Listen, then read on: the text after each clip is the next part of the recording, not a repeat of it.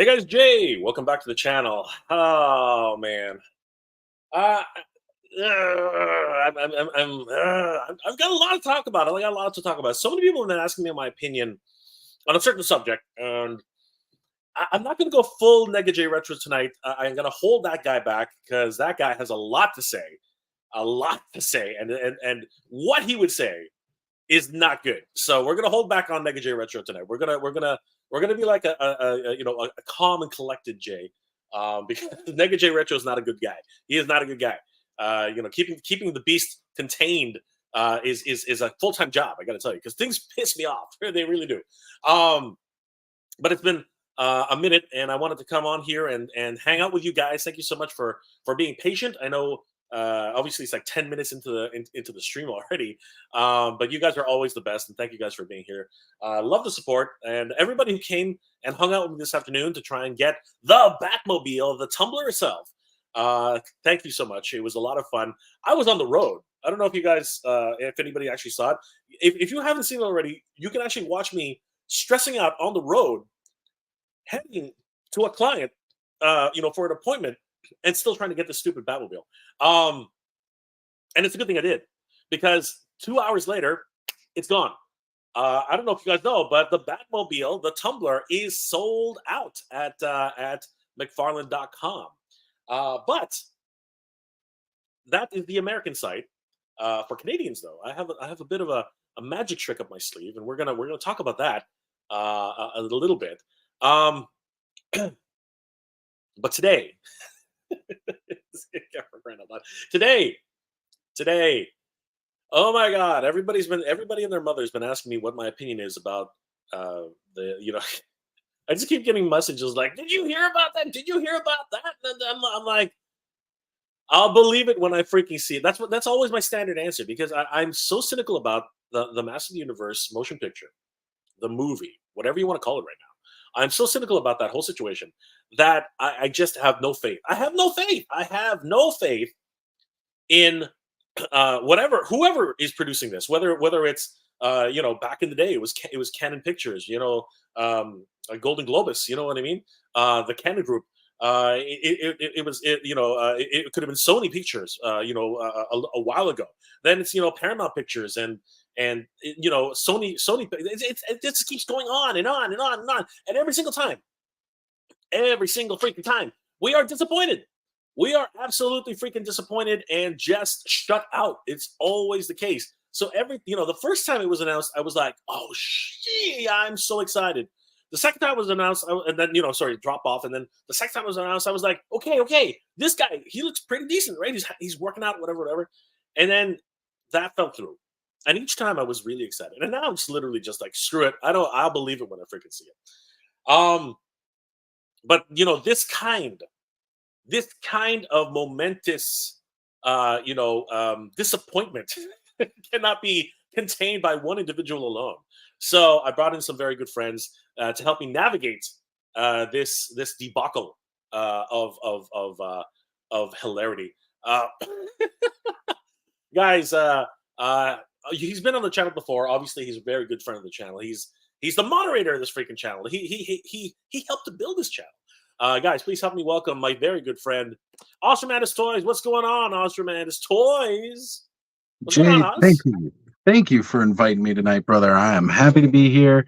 Seems like every time we do this, it gets longer and longer between times I've been on the channel with you. I don't know what you're talking. You got the keys to the castle. I don't even understand what you're talking about. So yeah, it's been a minute. It's been a minute. Oz, Yes. Always good to see you. We'll be seeing each other in 3 weeks. Is that a thing? Are you? No, you're not. Not this time around. When it comes to conventions, I just seem to have the worst luck. So I had to repurpose Show Fest funds, put it into a computer fund. That's more important. Yeah.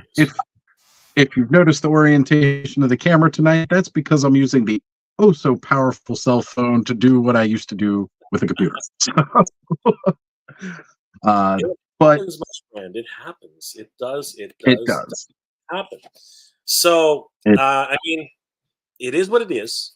I'm glad that you're putting the funds towards something important, obviously. And of course, Exactly. we've already connected and we've had the bro moment. So we caught it on camera, for crying out loud. It was a great time hanging out with the Oz. And I'd hope to do it again very, very soon. And another wonderful. Actually, before we get into that, what have you been up to, Oz? Because my other guest, I think you've spent some time with him recently. So Oz, what have you been up to, and how are things going in the Oz in Ostramanda's world? What's awesome today? Well, in the awesome verse, of course, as most people know, I would just hang out, do those Clubhouse Saturday streams that so many people are fond of, whether you catch it in hour 1, 2, or 5 through 7. They go on forever on Sunday nights. We've all been hanging out, opening up some great toys. Of course, Mythic Legions is becoming more and more of a prominent part of those unboxings and long streams. So, just earlier tonight was hanging out with a couple of those Clubhouse alumni, Brick Something and Action Figs. And we were watching the new reveal of the Ashes of Agnor. And gotta say, we got all hyped up about a lot of the new stuff they got coming out and really excited to see that. Of course, still hanging out with the guys over on The Frenzy Thursday nights. Of course, that's now going to be one Thursday a month that we're going to be doing that show for the foreseeable future. So, just the usual stuff, hanging around the Awesomeverse and checking out all the other amazing toy tubers across YouTube, because there are just so many of us now. It's impossible to keep up. Absolutely love catching everybody that I can. That is awesome. That is awesome. Awesome, Oz. That is freaking awesome. And of course, you mentioned someone, another great friend of the channel who has been here multiple times. And of course, he is my compadre. He is my brother. He is everything to this channel. So, guys, please help us welcome very, very, very special and, of course, a good friend of the channel, our good friend Brick Something. Everybody, what's going on, Brick? Hey, everybody. What's up, Oz? What's up, Jay? Good to see you both. We're going Great crazy here. We're going crazy. Everything's happening tonight, brother. I out on one of my videos the other day. I don't know if you saw that.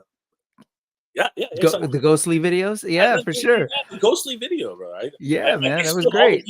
And I got every single freaking detail wrong. I got every conceivable detail that could ever have been, because I'm not from the freaking United States, everybody. I cannot name 50 states. I can barely name 7 provinces. Like I can barely do that. So and I couldn't return the favor and name the provinces. So yeah. There's a lot of Americans can't name all 50 states, Jake. Do not feel bad about that, brother. I've seen those videos. I've seen those videos. Those videos are hilarious. But you know what? One thing about those videos is when you're on camera and on that much pressure, you sort of break apart. Sure. Totally. It's like you just have that flub moment. Your brain just goes. You have a brain fart, right? And all of a sudden you say something which is totally not you. And I feel, I genuinely feel sorry for anybody who's in the Miss America pageant or the Miss Universe pageant or the Miss World pageant. I genuinely feel sorry for these young ladies. I mean, seriously, they are dehydrated. Let's not kid ourselves, okay? Just like bodybuilders, just like the athletes, they are at the elite level of beauty here, people. They are literally radiating with absolute glowing passion, right? And then you literally are. They're literally smiling. You ever see the Barbie movie? Not the Barbie movie, but the end of the Toy Story where Barbie's smiling. She's like, "Are they gone? Are they gone?" And it's like, right? Because it hurts to smile. I don't know. Has anybody? Have you tried smiling for more than 20 minutes? It hurts, man. It hurts a lot. So I genuinely feel absolutely sorry for anyone, and that poor young lady. What the heck? All right, I got a call coming in. Oz, would you mind just hold for me for a quick second? I got to take this. Hold on for a second. I'll be right back. So Oz, tell us about smiling a lot. Smiling a lot. Well, I'm just kidding. I have it on good. There's a rumor going around that you might be the next He-Man. Is that right? It was in the chat. It's dropped in. So I just want to squash these rumors real quick. Okay.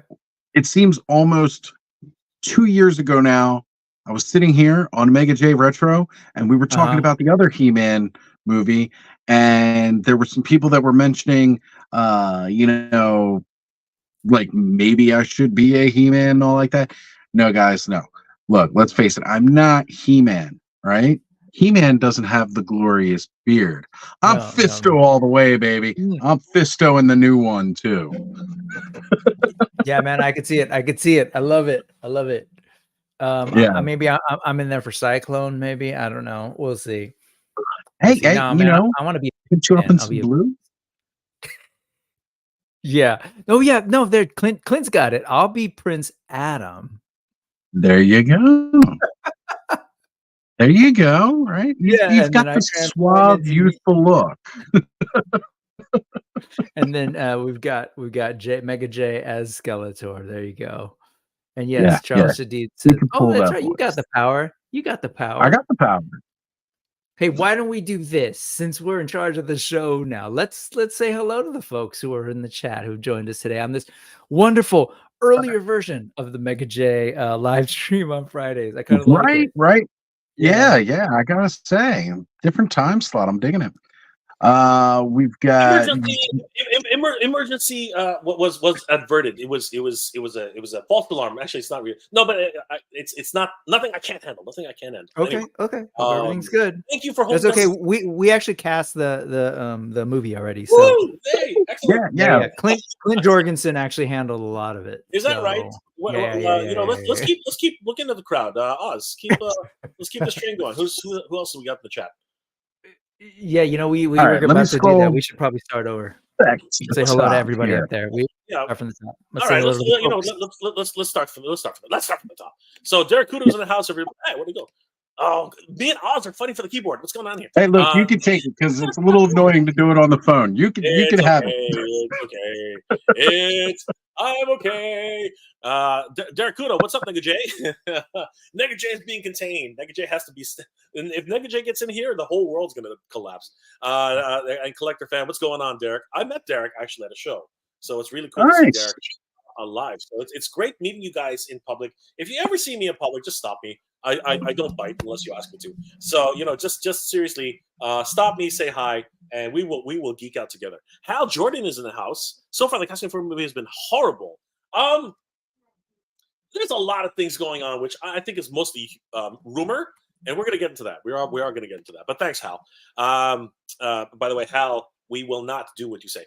Dave Sinelli, the middle guy, Bill Skarsgård. No, he is not. I don't think he's even tall. I don't think he's nearly as tall as Bill Skarsgård. I don't think so. Mm-hmm. Although he is having an affair with a 50-year-old woman. No, just kidding. I keep seeing this commercial for that he's in apparently, and I was like, that kid is gonna play He-Man. I was like, I got something to say about that. Clint Jorgensen. Of course, it's Friday. Mr. J is back in to represent. What up, Jay? What's going on, Clint? How you doing tonight? Good to see you, brother. Rhea Black is there. What's going on, Rhea? Always great to see you. Always great to see you, Rhea. Ian 2800 should have been that dude from Reacher, brother. We are talking about that. We are going to talk about Reacher. We're going to talk about everybody. An argument can be made for many, like Chris Hemsworth. A lot of people can be made for this argument. Clint Jorgensen, as long as they don't get the guy who played Kerry Von Erich, that is a win. I don't know who that is. Who's Kerry Von Erich? Oh, from the movie, the wrestling movie. He's one of the Von. Kerry Von Erich is one of the Von Erich brothers of the Legacy. Which one are you talking about? Are you talking about the Baywatch kid, or are you talking about the guy who's now apparently cooking up a storm or something like that? It's the kid from Bear. Yeah, the Bear. Yeah, the Bear. The kid from the Bear. Okay, he's great. Man, he's a great. He's a great actor. Yeah, he's fantastic. I think the face is not. No, I want him for Wolverine. Yeah, it's not He-Man-ish, I don't think. Dave Sanelli, could you see? I could just see He-Man asking kids if they want a balloon. Oh yeah, the Southgard. Yeah, okay. It took me a second to figure out what you were saying. Yeah. Okay, we're going back. We're going backwards. Nolan, what's going on, brother? Always great to see Nolan in the chat. Old IT guy. I was just talking to this guy.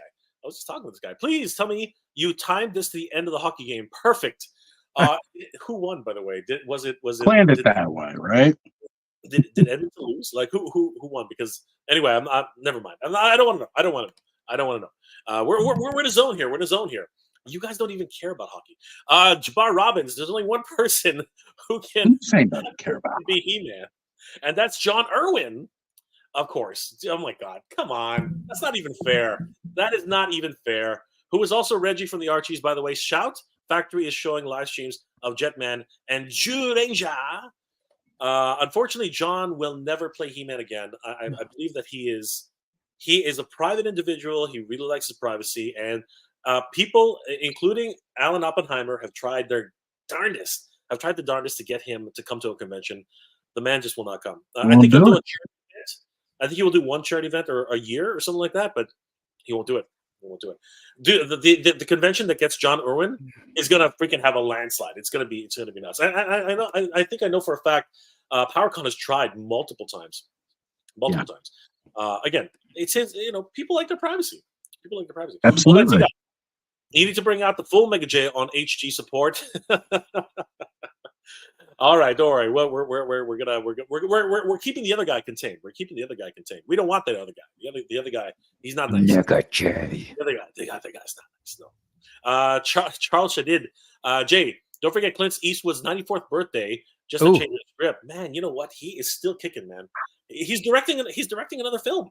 Like, it's crazy. Yeah. The man is a spitfire. Absolute spitfire.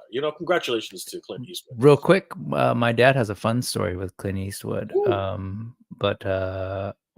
we don't share it now. But yeah, anyways, I appreciate him. He was very helpful for my family. That's awesome, dude. He's a cool dude. Go ahead and share a little bit. We'll just flash. Okay. I'll tell you the quick version. So my parents immigrated here to the Philippines, and my dad would travel between Southern California and Northern California. I know he's saying that, but so he'd work here. He'd just pick up whatever work he can. At one point, he was up here in North Bay Area that Clint Eastwood, in a restaurant that Clint Eastwood actually owned. And so he'd be working really late, and he'd just chat him up. He would always ask, my dad would tell me that he'd just be really friendly with the staff and stuff, ask all sorts of questions. And then one time he told the manager, he's like, "Hey man, that guy needs to go home." It was like really late. He's like, "What are you talking about? No, don't you know that he has to drive to LA?" And he sent my dad to LA with, I think it was $200 in his pocket. He's like, "Man, go home or drive back down to LA." Gave him $200, which this was 1970. Holy crap! And that's crazy. Yeah, man, he was super cool, and he just good dude. So appreciate it. That is incredible. I was saying I was doing this. Oh, damn it! Sorry, guys. I was doing this because I was like, you got that backwards. They immigrated to. Oh, what did I say? Because you said they immigrated to the Philippines. Oh, sorry, from the Philippines. I thought you were saying wrap it up, B. No. I was like, it's Gotcha. Yeah. My bad. I love that story. That is a great story. Oh my gosh, that's great. That is. I'm going to answer this really quick.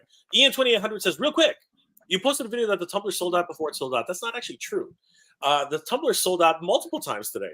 I think what tended to happen was that, and this actually leads into the Canadian story.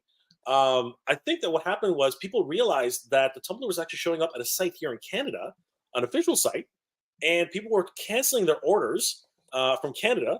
And those were actually re-showing up again on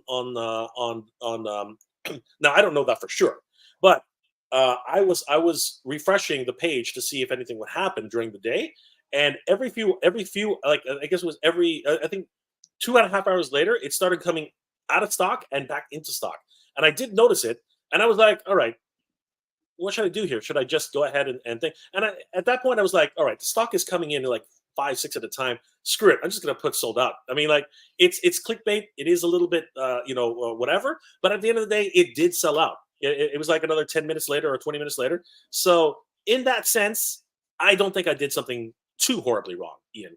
But I can understand why people might take issue with that. I do understand that sensitivity with false, fake news. I was going to say, you just got accused of fake Fake news. news, man. Fake news. Fake toy news. That's how you know when you've made it. How dare Nega Jay? How dare Nega Jay do that? How dare he do that? Chad Stewart, if they screw up this film, it's probably guaranteed that they will never get another Motu film. That's not true. That is not true. As long as there's money in Hollywood, as long as there's a script to be written, there is always a chance to delay another Motu film. Trust me. My favorite part there is the idea of probably guaranteed. Yeah. Sorry. Right. We've been chasing this since '87, and it hasn't stopped yet. Trust me, even if this one doesn't get made, we'll be sitting here having this conversation again another 4 or 5 and over. And again, I'll believe it when I see it. I will, Oz. I will. Dave Sinelli, Beavis is He-Man. Shut up, bonehead. He said bonehead. Clint Jorgensen, why didn't I think of it sooner? Oz should be cast as He-Man. Yes, the great Oz should be cast as He-Man. Put. You know what? I guarantee you. I have personally met this young man to my left, and he is quite the individual. You put him in the gym, with unlimited funds to actually get him bulked up. Oh God. Oh yeah, that's it right there. If I had the time and the money to just go to the gym all day, I would definitely be there, and I'd be back in shape in a month. Absolutely, and of course, Shao Kahn Champion says, "Hello, Oz." I believe that is a challenge. Ola T guy, Nolan. How was it you drove to your neck of the woods yesterday? Chicken and ice cream. Hashtag worth it. That's awesome. Of course, Nolan and Old T guy apparently are our best buds. Rhea Black, of course. What's going on, Oz? Rhea's wave it to Oz. Charles Shadid, do you think the Master Universe should have left it in production hell? No, I do. No matter how much I berate the choices and the things that studios do, I still want a gosh darn Master Universe movie. I don't care what format it actually ends up in. It could be animation. It can be CG. It can be live action. I don't care. I want to see. I want to go to a movie theater. I want to sit my ass down, with a bowl of popcorn and freaking get back into the Master Universe Me too. As it is. I'm hoping and dreaming, wishing. Sorry, go ahead, Oz. I was just gonna say, I want Connor to get that experience that I had in '87, right? Yeah. I remember going into the video store. They were I've got picture proof that in the local video store when it came out the video, they were handing out Battle Armor He-Mans, Battle Armor Skeletors. Like it was a huge event. I want to take Connor to that event. I want nothing more than this movie to actually make it. Absolutely. And you know what? I really am hoping next year. I believe it is next year, or is it the year? Is it the next year? The 40th anniversary of the Master Universe movie. Mm-hmm. I really hope that they have a encore presentation in the theaters. Select theater, the select theater thing that they do. Yeah, I will be in the first freaking row. That'll be. You can guarantee I'm going to be there 100%. Sorry, I was going to say that would be 2027, isn't it? 87 film. Right. Yeah. I think you're right. I think you are right, and I will 100% be there. Got a couple super chats coming in here, hot and heavy. We got Obi-Wan. What's going on, brother? How you doing tonight? Good to see you. Thank you for the $5 super chat. Love Oz's long Saturday streams, and I wish I was available for more of Brick streams, but I do catch up with the replays. Love you guys. Teachers rock. Thank you. Teachers do rock. Thank you. Man, I appreciate that. Thank you. The educators of the world, man, they're teaching our kids. They deserve much respect. And of course, Ramen Toy coming in hot. Ramen Toy, who just unveiled some amazing new vehicles for 6-inch army-based characters. 6-inch army-based characters. Yeah. And he says, I am in Singapore now. He-Man was for me always going to be Triple H, and now it's Alan Richardson. Yes, we're going to talk about that. Although a lack of interest on the actor's part may be the problem, so I'm seeing Cody Rhodes as a possible choice, as he seems to be more like Motu. There's some decent choices there. I think Cody Rhodes has an argument for New Adventures He-Man. I think he would definitely be in the running for New slimmer. Adventures. Yeah, much more tone, much more sleek version of He-Man, which I think is what they're going for. And I have something that I'm going to share with everybody because I'm pissed off. I really am. Nega Jay Retro isn't quite here yet. but I am very, very Oh, much. he's coming. Hey, shout out to Look. Ace real quick. Man, that tank 3-in-1, like, or whatever, Nice. 4-in-1 or whatever it is dope. That is some Right? smart Is sick. toy making, friend. I will Incredible. definitely I'm have excited. pictures when I see Ace at Joe Fest this year Whew. in a couple of weeks.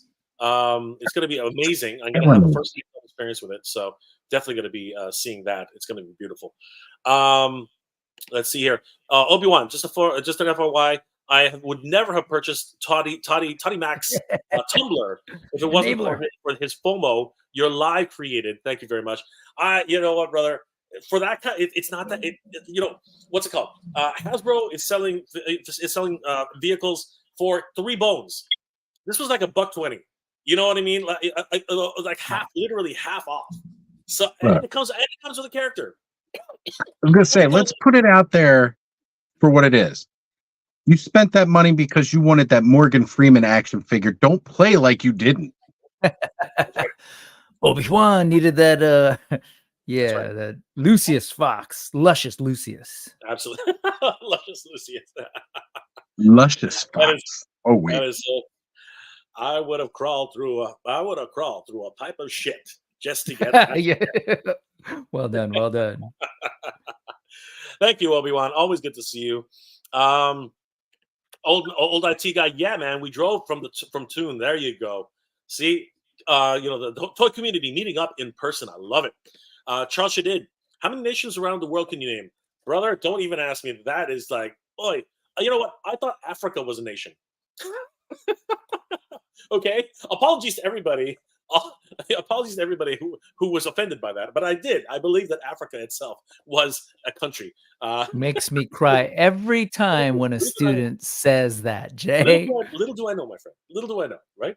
And you just gotta go. You gotta learn some songs. Yeah, yes. United States, Canada, Mexico, Panama. Yeah, sorry.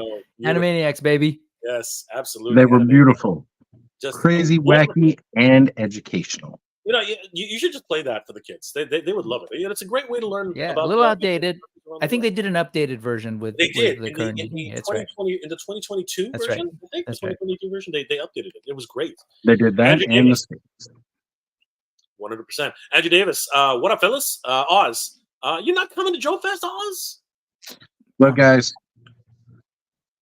I didn't have any spare funds set aside in case I had tech issues, and then I had tech issues. So I'm rectifying that the best way I can. Okay, repurposing some funds, starting a rainy day fund for it. Absolutely. We already hung out with Andrew. He was a great guy. That's right. You know, we all had dinner together. Yeah, we were at the bar. We had a couple beers. We had a couple laughs. It was fun. But I will be seeing Andrew again, and of course, under much more relaxed circumstances. It would be great. Clint Jorgensen and Brick could be cast as Prince Adam. Jay already has the Skeletor voice down. I do not have Skeletor's voice down. You lie. Orko right here. Absolutely. No. Brick is definitely a Prince Adam kind of guy. Actually, you know what? The argument could be made that Brick could be Stratos for sure. I think Brick would make a great Stratos. Flying across the sky. Cool. Charles, you are Fisto. I hope not. That's Oz. I got trim the beard up. I'm gonna fist him. Oh man, don't do that. Oz has the big fist. Charles Stewart. Oz shaves. If Oz shaves, he could be Ram Man. Yes. Definitely do Ram Man too. We're fantastic. We're bigger, huskier build. Thank you for that reminder. Sorry, keep going. Right now, we're Fancasting. Obi-Wan, the foam you created in your live got me to buy the Tumblr. Absolutely, brother. I totally get it. I'm glad I enabled you. I'm very, very glad. Oz and Brick are in the house, of course. Rhea, they are in the house. Pixel Dan and Skeletor. Okay, yeah, Dan could do it. Yeah, Dan could do a great Skeletor. Oh, definitely. Especially like that new CGI Skeletor, or rather Keldor. Yes, I can see Pixel Dan pulling that. Eternal Ellipse is in the house. What's going on, brother? Always good to see the Ellipse into the room. Hope you're doing well, Jay. Good to see you, Oz, Brick, and both of you in the hood. Brick hood. Brick's got a hood? I didn't know Brick had a hood. What was that? You flashed something up, Brick. What was that? Oh, you said Ram Man, and it just reminded me that Ram Man came in today. So I was gonna just I'm gonna open it while we talk. That is so good. And a good Beast Man. Oh, we got so much Motu goodness going around. It's crazy. Okay, I'm gonna have to speed through a few of these. What's going on, dude? Hemsworth He-Man practically played him as Ragnarok. You know what? There are some reservations about that, but I can see him doing at least a very good job. That's for sure. Oh, absolutely. Old IT guy. The team is from Canada. Yes, we are. That's right. Good old Canadian dudes here. Let's see here. Cute cult.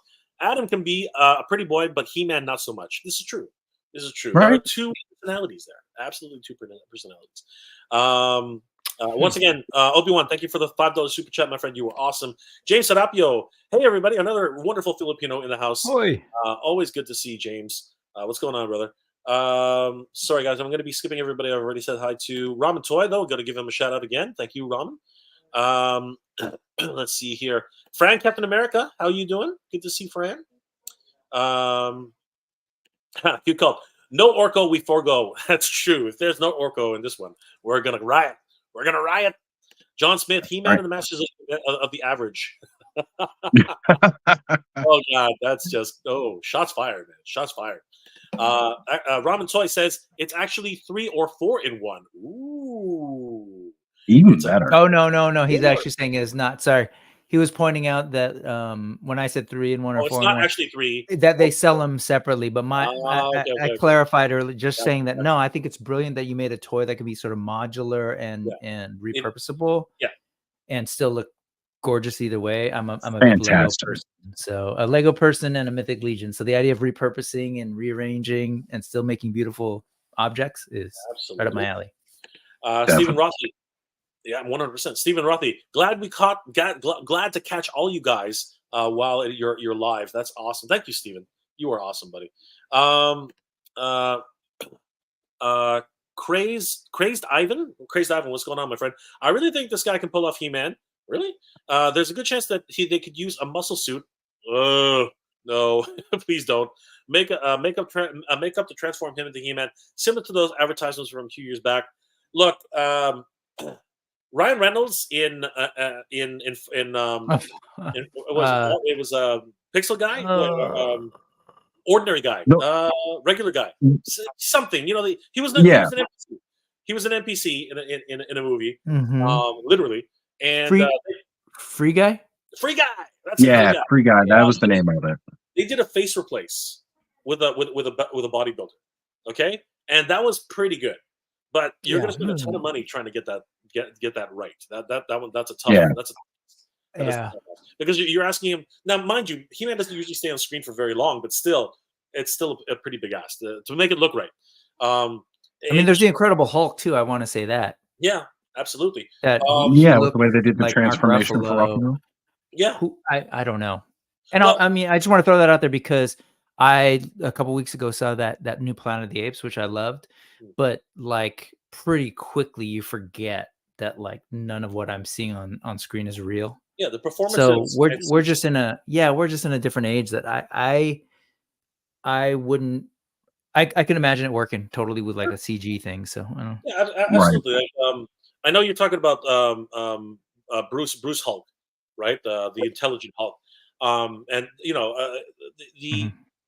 people say the She-Hulk wasn't that well animated. It was okay. It did the job. It did the job. They just didn't have the budget. They didn't have the budget. Exactly. That's a completely different. It was budget. I know. But the thing is, they pulled it off, right? Yeah. They still pulled it off. Sure, it wasn't perfect, but you know what? You just set that aside a lot of times. Yeah.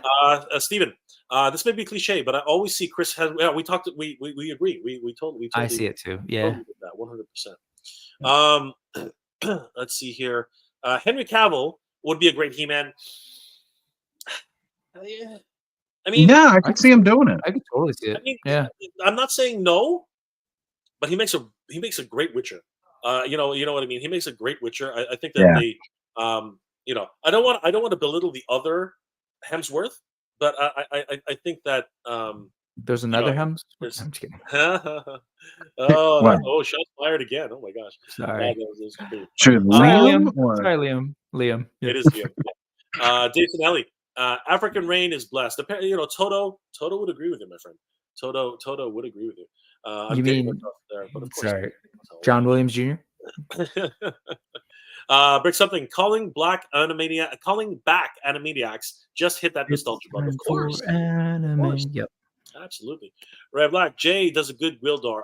Sometimes I do a decent Gwildor. You Yes. do a great one. I would play Gwildor anytime. I just have to cut my legs off at the and actually more like my whole leg. I would have to cut my whole leg off. no, we'll just tie tennis shoes around your knees and make you walk around like that. Jay, Like a dwarf back in the day. I don't know if people know that reference, but yeah. Which one? Dwarf, like Dwarf on Golf. What was that comedian's name? Anyways, it was. I a think I know I what was you're gonna talking say, about. Brick knows exactly what I'm talking about. yeah. I think I know who you're talking about. I know the character, and literally he was literally just like bottom half, right? So yeah, no, I totally know. Yeah. There was two. Shinology 101 could be Skeletor. No, man, come on. Shinology. Oh, I don't know that. He's these days he's just doing CGI reactions in a Skeletor suit. So he's Okay. he's a toy tuber. He's a toy tuber. Oh man, I'm bummed I don't know one. I got Hedgehog Action is in the house. What's going on, brother? Jonathan. What's up, Jonathan? Long time. I met Jonathan at PowerCon. So really great. Jonathan's great. Love that guy. Yeah. He was on one of my videos. Let's see here. Ricardo, what's going on, my friend? How you doing tonight? Hemsworth might be in G.I. Joe Transformers. No, you're thinking of the wrong movie. He's in a Transformers movie now. He's Orion Pax right now. He's in one. Chris Hemsworth is? Chris. The animated. You're right. Yeah. Gotcha. Yeah, he's Orion Pax. He's playing Orion Pax.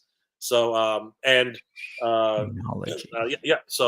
So yeah, you're getting the wrong Chris Hemsworth, wrong movie. So wrong movie.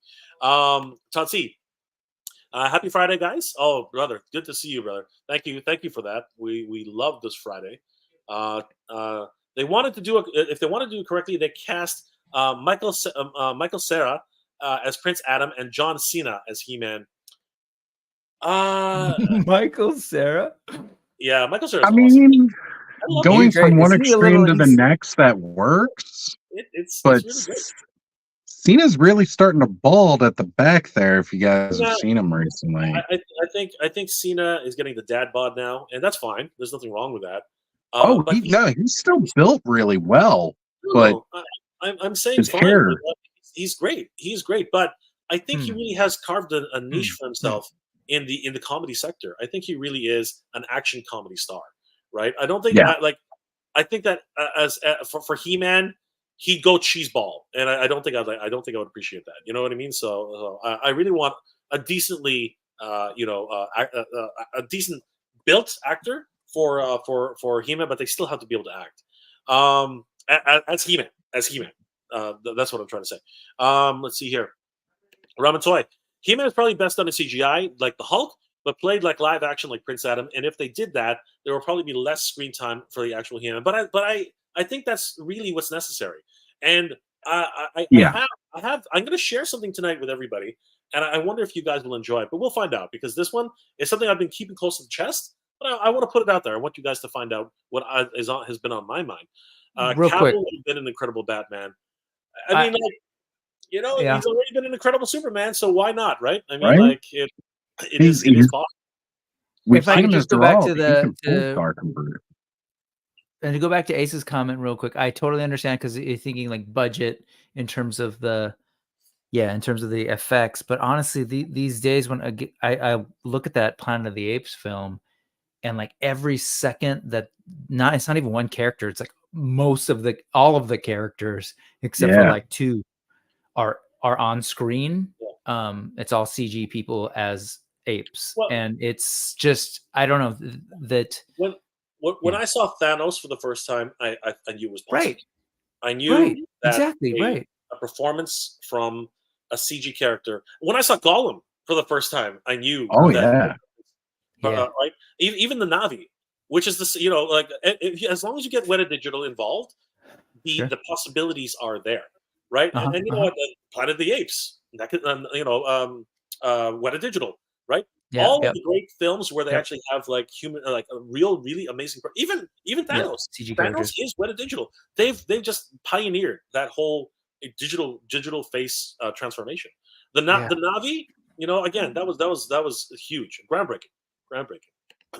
Mind and Body, Ramatoy, yeah, decent actor, built like a bodybuilder, but I really want more practical costuming versus CGI characters, so it feels more grounded. CGI post work is enhanced as an enhancement is fine enough. Absolutely, I told you. If I had my way, that's the way to go. And Yeah. speaking of summer movies, so I saw Planet of the Apes, which is like the CG route, and I've honestly was blown away by what they can do. That said, if you go to Furiosa, I just saw, or particularly Fury Road, really that feel of like, oh, these are real people in a real space, and I would love to see that, especially with that gorgeous action and character. I will say, like the writing, the way they sort of are able to tell stories in all these Mad Max movies, especially the last two. I don't know. That's what I want to see. That's how I want it approached, like seriously, but still fun. I want to share with you guys something that I've been again keeping close to the chest, but we'll get to that in a second. Let's just finish off. Only a few more comments before we move on. Sure. Jason Rapio, Michael Cera doesn't look like a kid anymore. This is true. That's why I checked. I was like, yeah. Yeah. But you know what? It could be a slightly older Adam. That's possible too. But again, the casting is very important. On 83, what's going on, my friend? How you doing? Jay, Rick, Oz? Yeah, we're all here, man. We're all here. Q Cult. At this point, they should just make a movie about trying to make him. That's what tonight is about. Tonight is the never-ending search for a He-Man. That is what tonight is about, my friend. Go meta like that Rescue Rangers movie. Yeah. No. Oh no, Let's not do that. No, please no. Oh, I love that Rescue Rangers movie. But anyways, moving on. No. That was fun. Rodimus Prime. As long as Dwayne Johnson isn't cast, he is boring. All he'll play is himself in every movie he does. He can't act his way out of a nutsack. Easy there, brother. Like honestly, I like Dwayne Johnson. I really do as a character. And I'm very excited if he does Moana live action. I think that would be freaking amazing. So I'm really crossing my fingers. I love Moana. Moana was great. I'd love another Moana movie. Oh yeah, Jason. It's coming. Yeah, I trailer heard just yesterday. Yeah, there he is. Oh, nice. John Campana and Variety are stating that Hemsworth is joining the G.I. Joe. Oh, okay. Cool. I didn't know that. Okay. I remember I wonder if that. they're getting that mixed up. Dave Snelly. Maybe he'll be Orion Pax. I don't know. Maybe he'll be Optimus Prime. I don't know. That can't be. Alex Lewis, He-Man. Technique is in combat has been passed down through the Grayskull line for generations. And as we move on, Stephen Rothy, Dwayne Johnson as King Grayskull would be dope. You know what? That actually would be pretty cool. I can see that. Absolutely. Batman 1. Every good hero needs a great villain. You know what? We're going to talk about that too because the rumor mill is just running high right now, and I don't believe it. Hal Jordan. Alan Richardson, we keep talking about it. Dressed on in Blink, and you're casting as He-Man. I'm standing right here. Absolutely. All right. So, gentlemen, my friend. Let's just get down to the nitty-gritty. People, we've been trying. Everyone's been trying to get a He-Man movie off the ground for the last 2 decades. I mean, it's actually it's been longer than that. It really has been longer than that. And we've gotten close 3 freaking times. No, 2 times, and now this is the 3rd time. And it is interesting how this progression has started.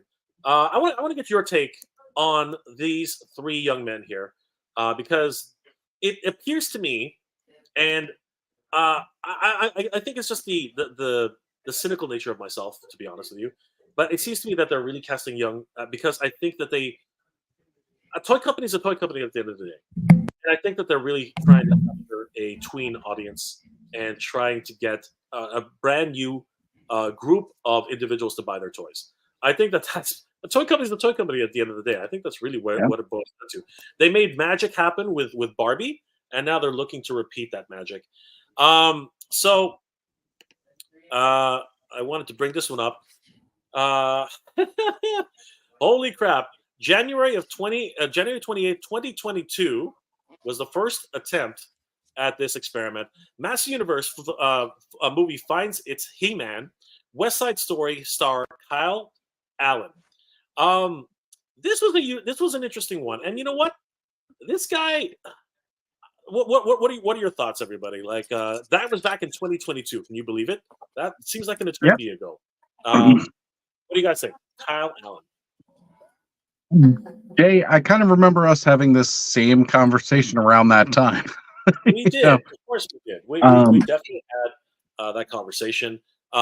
Just as a little bit of a side note, as he was being cast, he did this montage, this sword swinging montage. So people were getting really excited about his abilities. You know what I mean? Like people were really like, okay, maybe we got something here. Maybe something's going to happen, right? Because he's doing something. He's got Skeletor's bone cross on his chest. We don't know if that's actually what that was, but again, there was a lot of hope for Kyle Allen. Brick, what were your thoughts on Kyle Allen when he got cast?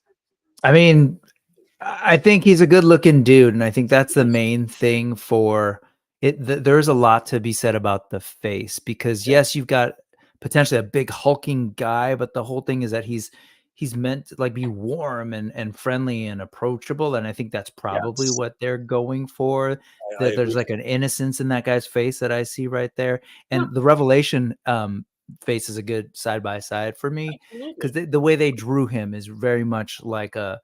Yay. I mean, he's big, he's huge, but there's like a warmth always in his face that I could totally see this guy in that, but he's really young. Yeah, he's clearly pretty like thinner build. But I don't know. Honestly, yeah, it's tricky because being a huge dude is so key to our concept of the character that is hard to. Yeah, but as with anything, though, Brick, there are ways to go about that. I mean, Chris, sure, 100%. We've been talking, Captain America. There, he first came onto the comic book scene as a lot of people forget this, but he was the Human Torch at first, Johnny Storm, baby. He was a Human Torch, Johnny Storm, and that's his regular build. Surfer's body, kind of lean. You know what I mean? And that's his natural weight. The director's like saying, no, you know what? You're going to bulk up. And to his credit, he bulked up. He freaking went like he hit it hard. And I argue he has actually a pretty good running for a He-Man, in my opinion. He can act. He's got a great personality. Again, He-Man is kind of like Captain America in a lot of ways. He is, right? And I think that sorry, there's so many Chris's that we're talking about today. This one is Chris Evans. Chris Evans. Yeah, Chris Evans is Captain America. There's Chris Evans, Chris Hemsworth, Chris Pratt, Chris. You know what I mean? All these freaking Marvel alumni, and it's kind of hard to keep them all. They're all these freaking. Imagine being on the set when they did Avengers. Chris, 5 people turn around. You know what I mean? It would have been that kind of situation, right? So yeah, I think the argument could have been made. I think the argument could have been made that this kid, this young man, could have bulked up a little bit, and it was a good possibility. Oz, any final thoughts on this before we move on to the next actor? Well, I mean that's one of the main things, right?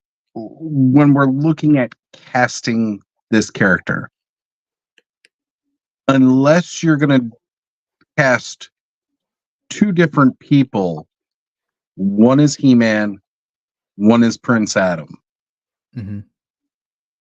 You need to nail Prince Adam more than you need to nail He-Man, right? I agree. I agree with that. I agree with that statement. Sure. That's how I feel it. Unless you're going to go the route of the '87 movie where we just don't have a Prince Adam type character, where he's just basically He-Man the whole time. You need to nail Prince Adam. And for many reasons we've kind of already touched, right? Like there are ways that they can enhance to make somebody look better. We were just talking about Chris Evans as Captain America. Well, he wasn't as thin, skinny, and wiry as the Steve Rogers prior to the serum, right? That was all CGI. When it was him muscled and bulked up, that was him as as he was. But like, I don't feel that it works as well in the reverse. I feel like you can muscle somebody up and enhance them with CGI easier than you can slim them down. So I feel totally this would have been a great casting. I think he's got that. I mean, look at the smirk on his face, right?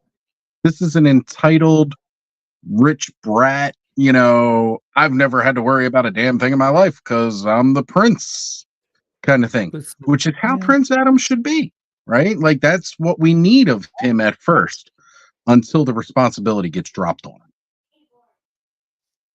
Yeah, for sure. I totally agree with what you're saying, and again, it would have been interesting to see this version with Kyle Allen as He-Man, but unfortunately, those days are long behind us. The next casting call was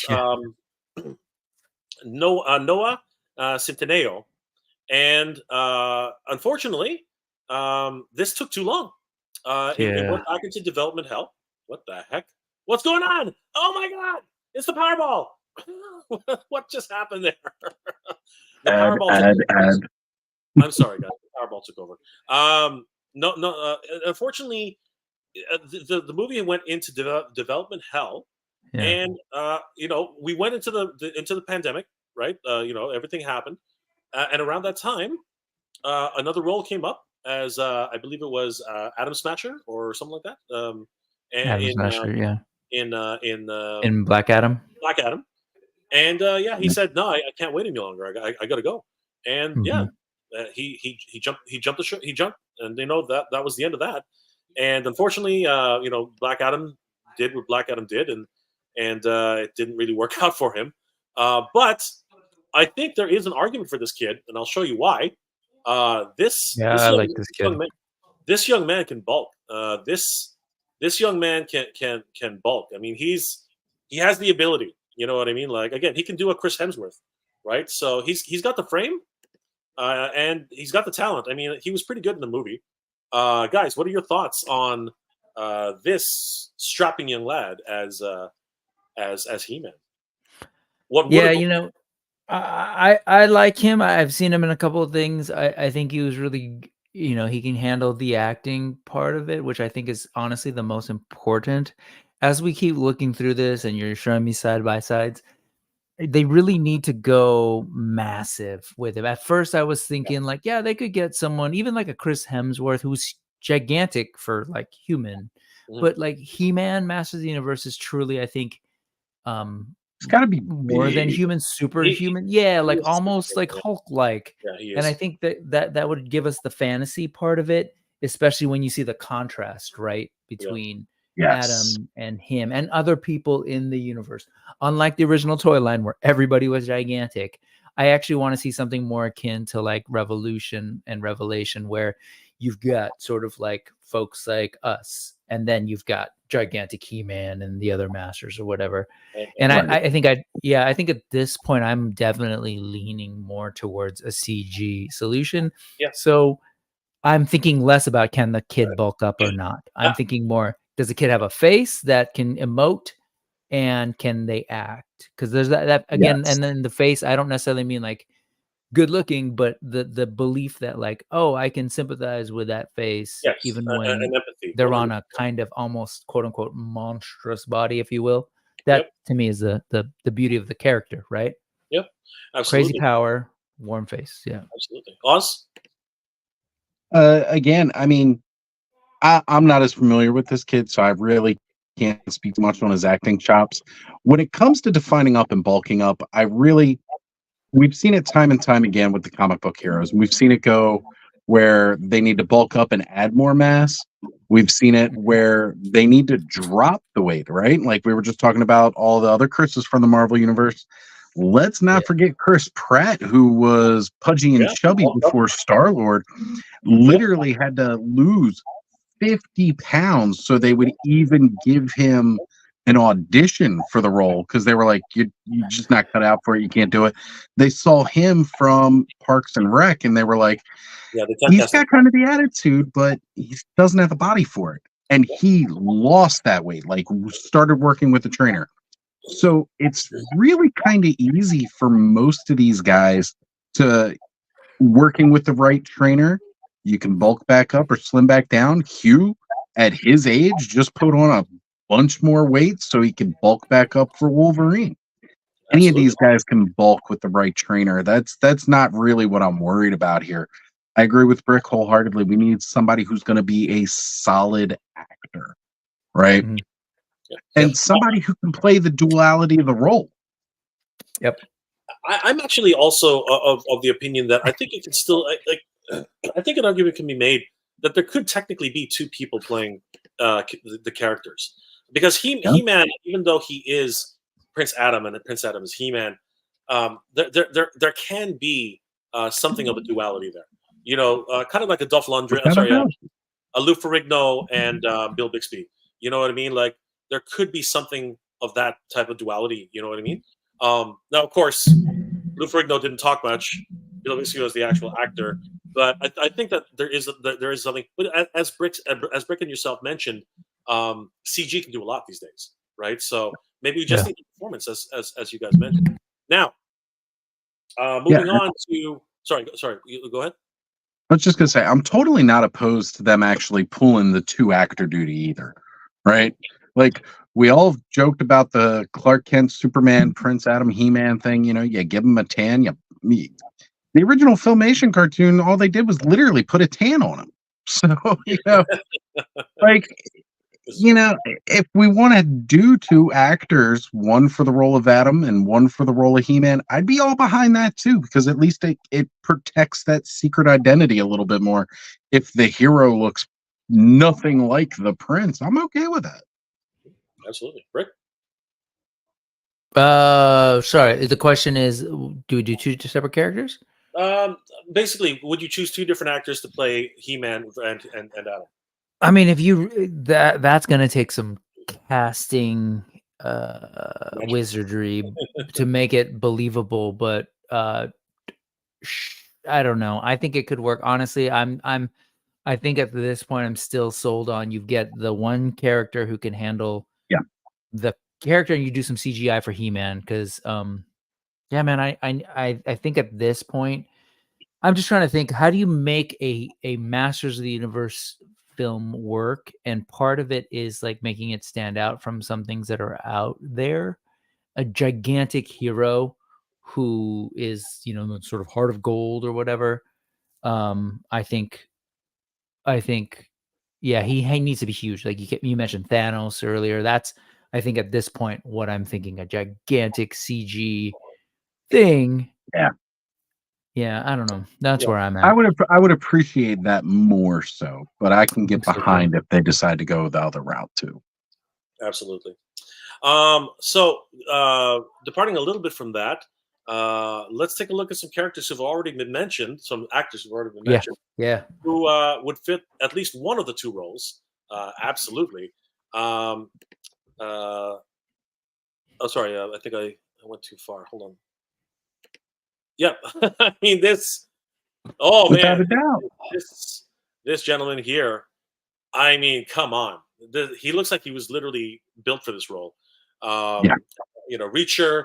What was some of the things he did before? He did a lot of acting. He was in Smallville, right? Was this the same guy that was Aquaman? Yeah, he was a lot thinner then too. He was a lot smaller way back in the day. He's a stuntman / actor. I remember now. Right? Mm-hmm. So yeah, he's done a lot of great things. And now, of course, he's got a hit series. He just did a movie with Henry Cavill. They just did a movie together. So, you know, we got 2 really, really strong men, 2 great actors. And again, he's absolutely massive. If you want to talk about a gigantic, massive individual, I think he could definitely fit the role. And a lot of people in the chat have been saying, you know, advocating for him for sure. Oz, any thoughts?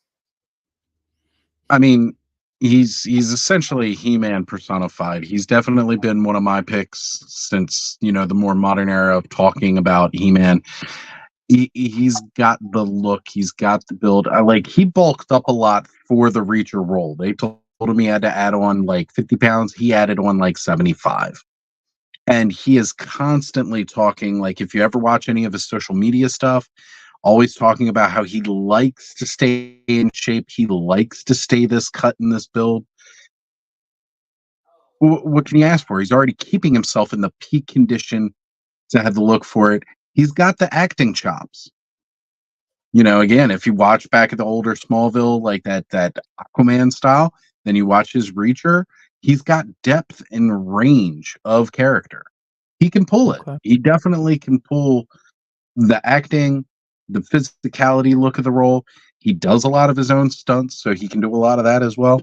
I don't know if he's had sword combat training for theater, but hey, why not? I'm sure he could throw that onto his list as well. And he really is like my absolute number one pick above anybody else that's been listed tonight. Alan Richardson is it. Brick, any last thoughts on Alan Richardson? I need to watch Reacher. But I mean, this was really early in his career, but I remember Aquaman and really wasn't super into his performance then. But that was like, it was also a CW show or whatever. Yeah. The look, I don't know. There's like a ruggedness to his face that I think, I don't know. Again, I think going back to He-Man, he's got to have this almost like weirdly young but model-y face. And check him out in Reacher. I will.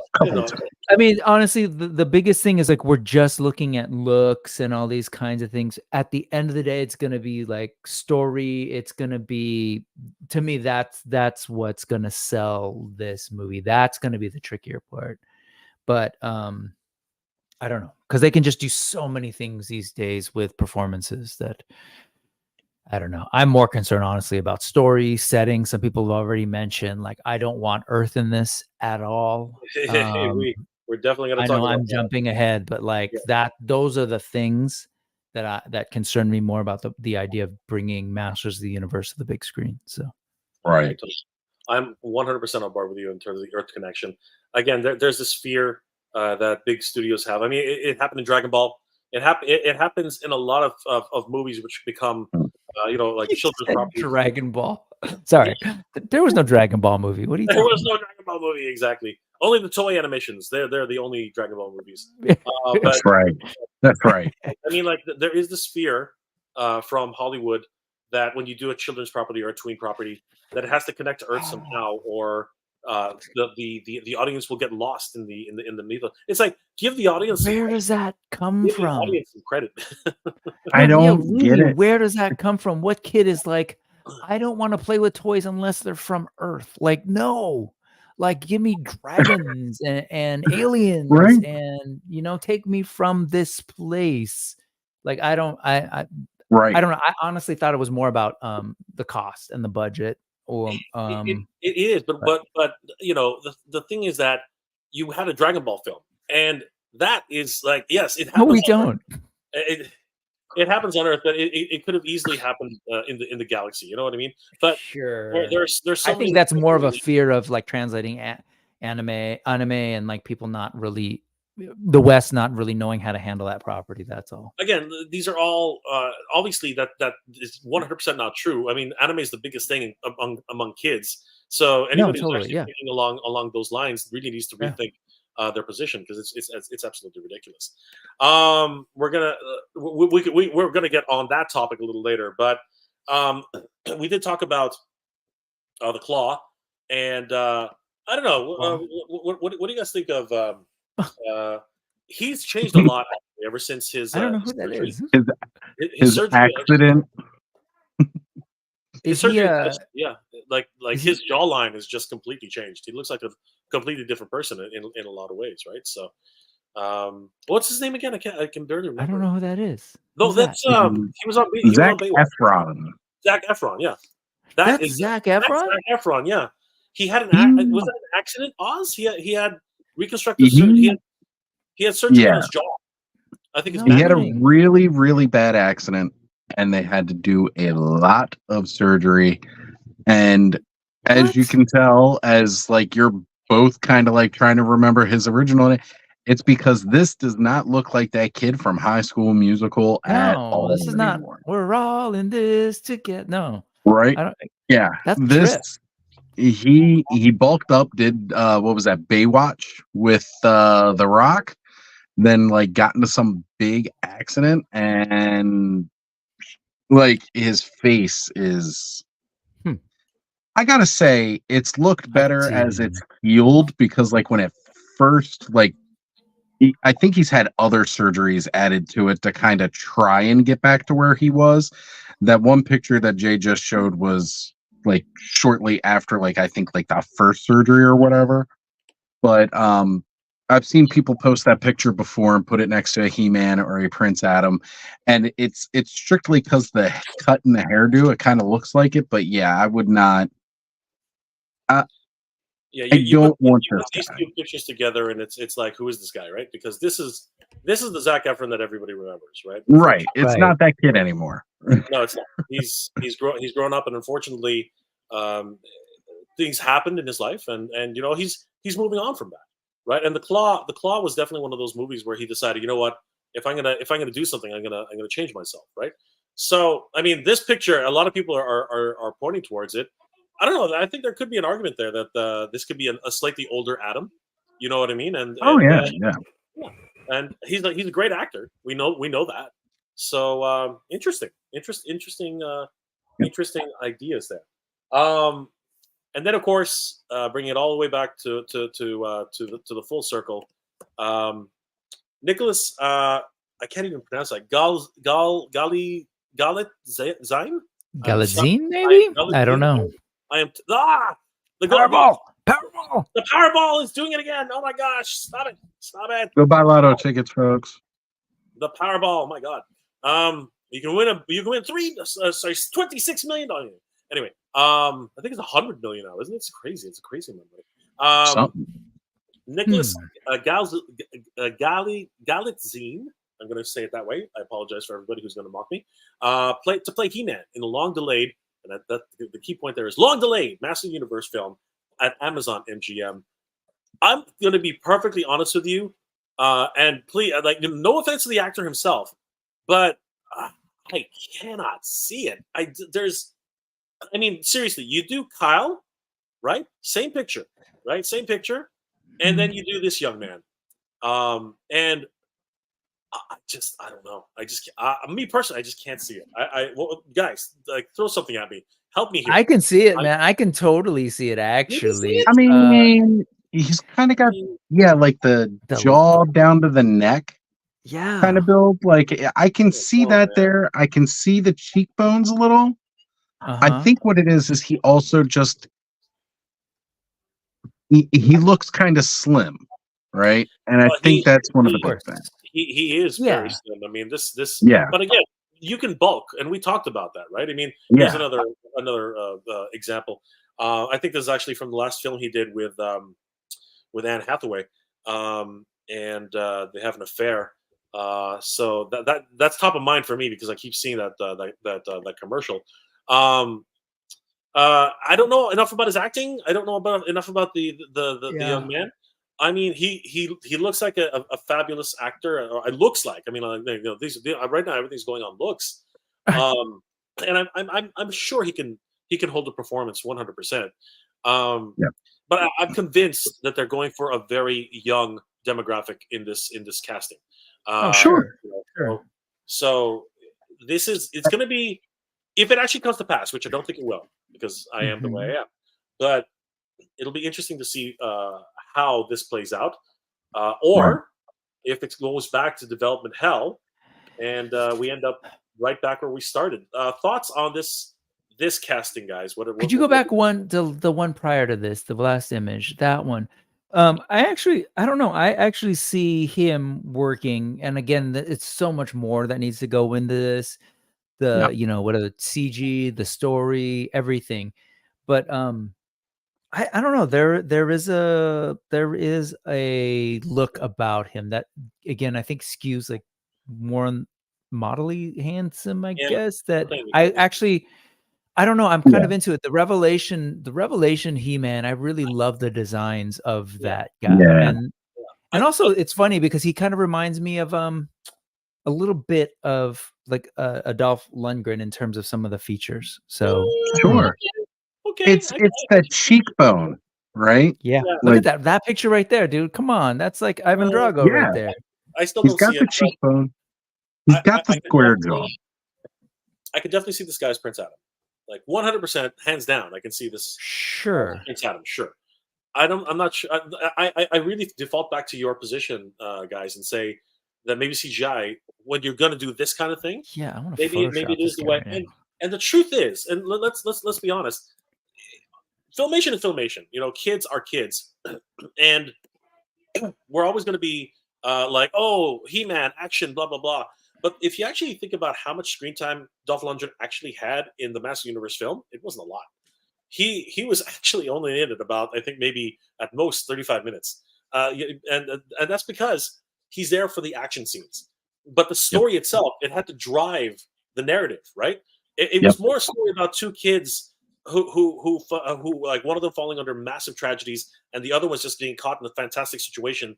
Another fish out of water story, which we're going to get into in a second, and they get caught up and meet some fabulous secret powers and they get drawn into a conflict between worlds.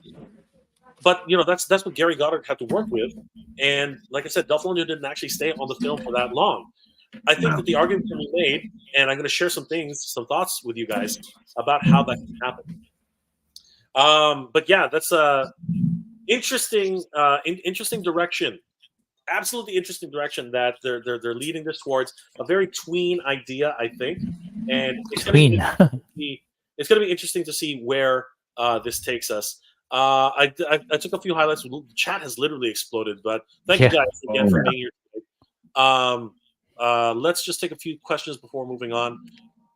Clint Jorgensen, the first actor in the thumbnail looks like Mario Lopez, and Mark Paul Gosselaar had a love child. Easy, dude. Easy. I mean, Cute cult. Jeremy Allen White as He-Man. Jeremy Allen White. Somebody ring a bell for me. Jeremy Allen White. The bear. I believe that's the bear. The one we were talking about. Yeah. I can see him. On the claw, he looks great. He really does. But he does have this kind of, his face is a little bit, I don't know, kind of tired in my opinion. But anyway, yeah, I think the argument can be made there for sure. Hal Jordan, here we go.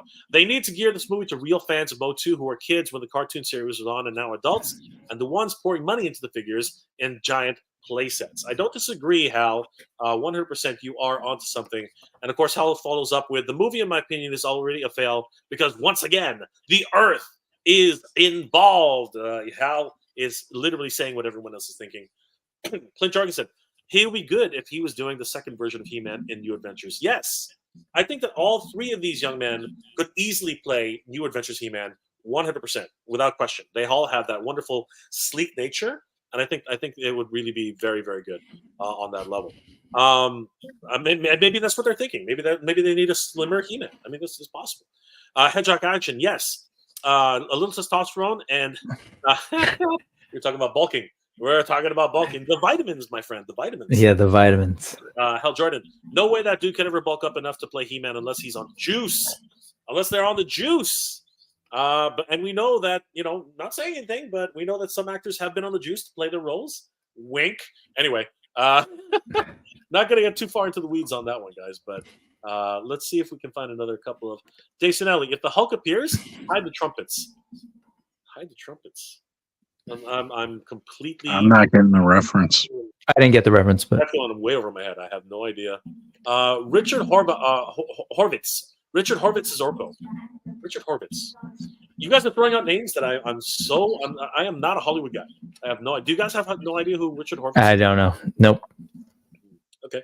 Danny DeVito is Orko. Orko's grandpa. Yes. Uncle that I thought was hilarious. Uncle Mortok. Yes. I think Danny DeVito could play a great Uncle Mortok. That is awesome. Yeah, that's let's go for it. Great thing. Okay. Oz, you got it. How much time do you think you have? Another 5 minutes, or it's pretty much dead? At about 15%. 15%. Okay. You know what? Let's take a few more questions, and then I would just want to touch on something that I want to share with everybody here while they're still here and get some feedback, because I think I have a solution. Old IT guy, by the way, Hollywood these days, Chris Pratt will be human. Chris Pratt will be human. He-Man. Chris Pratt will be He-Man. No, Dewey. Yeah. There we go. Yes. Yeah. I wouldn't want him as He-Man though, right? Like, I don't know. It's the voice for me. Like, he doesn't care. I think old IT guy is saying that the state of Hollywood is the state of Hollywood. That's who they would. No, I get that, but yeah. He's Arnold's son-in-law, so. Oh boy! Actually, Arnold's son could do a pretty good He-Man. I think. Arnold was Arnold is He-Man. You know what? Well, I'm sorry. 80s Arnold is He-Man. That I always wanted him as He-Man. When he jumped off in Conan the Destroyer, when he jumped off the bridge to attack Dagoth, I said, "Fuck, that's He-Man. That is literally he had the axe. He literally jumped. He had the whole attire. It was there. It was amazing. Go watch that scene. You guys will trust me. He-Man incarnate. Batman 1. They can cast a regular guy for Adam and a stunt actor for He-Man, and the role of CG and Adam plays the He-Man actor. Well, basically, you're saying that he is regular guy, or sorry, what was it again? Fall guy? Free guy. Free guy. Basically free guy. Yes, 100%. Okay, let's take one more question, then I'm going to move on to what I wanted to talk about. Ash Zombie. Pink shirt Adam, yes. We all love the pink shirt Adam, absolutely. I want to see if anybody else is here who hasn't Mind and Body's losing his mind. He's like, who is this guy? Holy crap! Which guy? The last guy. Nathaniel? Or no, whatever his name is. I think it was Reacher. I would imagine it was Reacher. Gotcha, maybe. Because again, he's built basically he is He-Man. I mean, like, oh no, he was talking about Zach. Yeah, he was talking about Zach because again. Zach Efron. That was unrecognizable Efron. Unrecognizable Efron. And you know what? We shouldn't make fun of that. But at the end of the day, it wasn't. It's really more tragic. so I was blown away. Yep. Nerd with a suit. Okay, I've said this a countless times in the forums and areas of Motu/POP lore, but am I the only one who thinks a live-action adaptation is unnecessary, is unneeded, or unnecessary? You are technically not wrong. I'm going to go ahead and say you're technically wrong. But I would love a well-done Master Universe movie. Right. But I don't think you're wrong. I think you are right. It's not probably necessary. Probably not. We could probably do. No, it's not necessary. Animated film, but I would love to see it. I would love to see it. Seriously, there's nothing quite like it. The popularity of the franchise is due to the medium of the animation. It was born out of anime. That is not actually technically true. Nerd with a suit.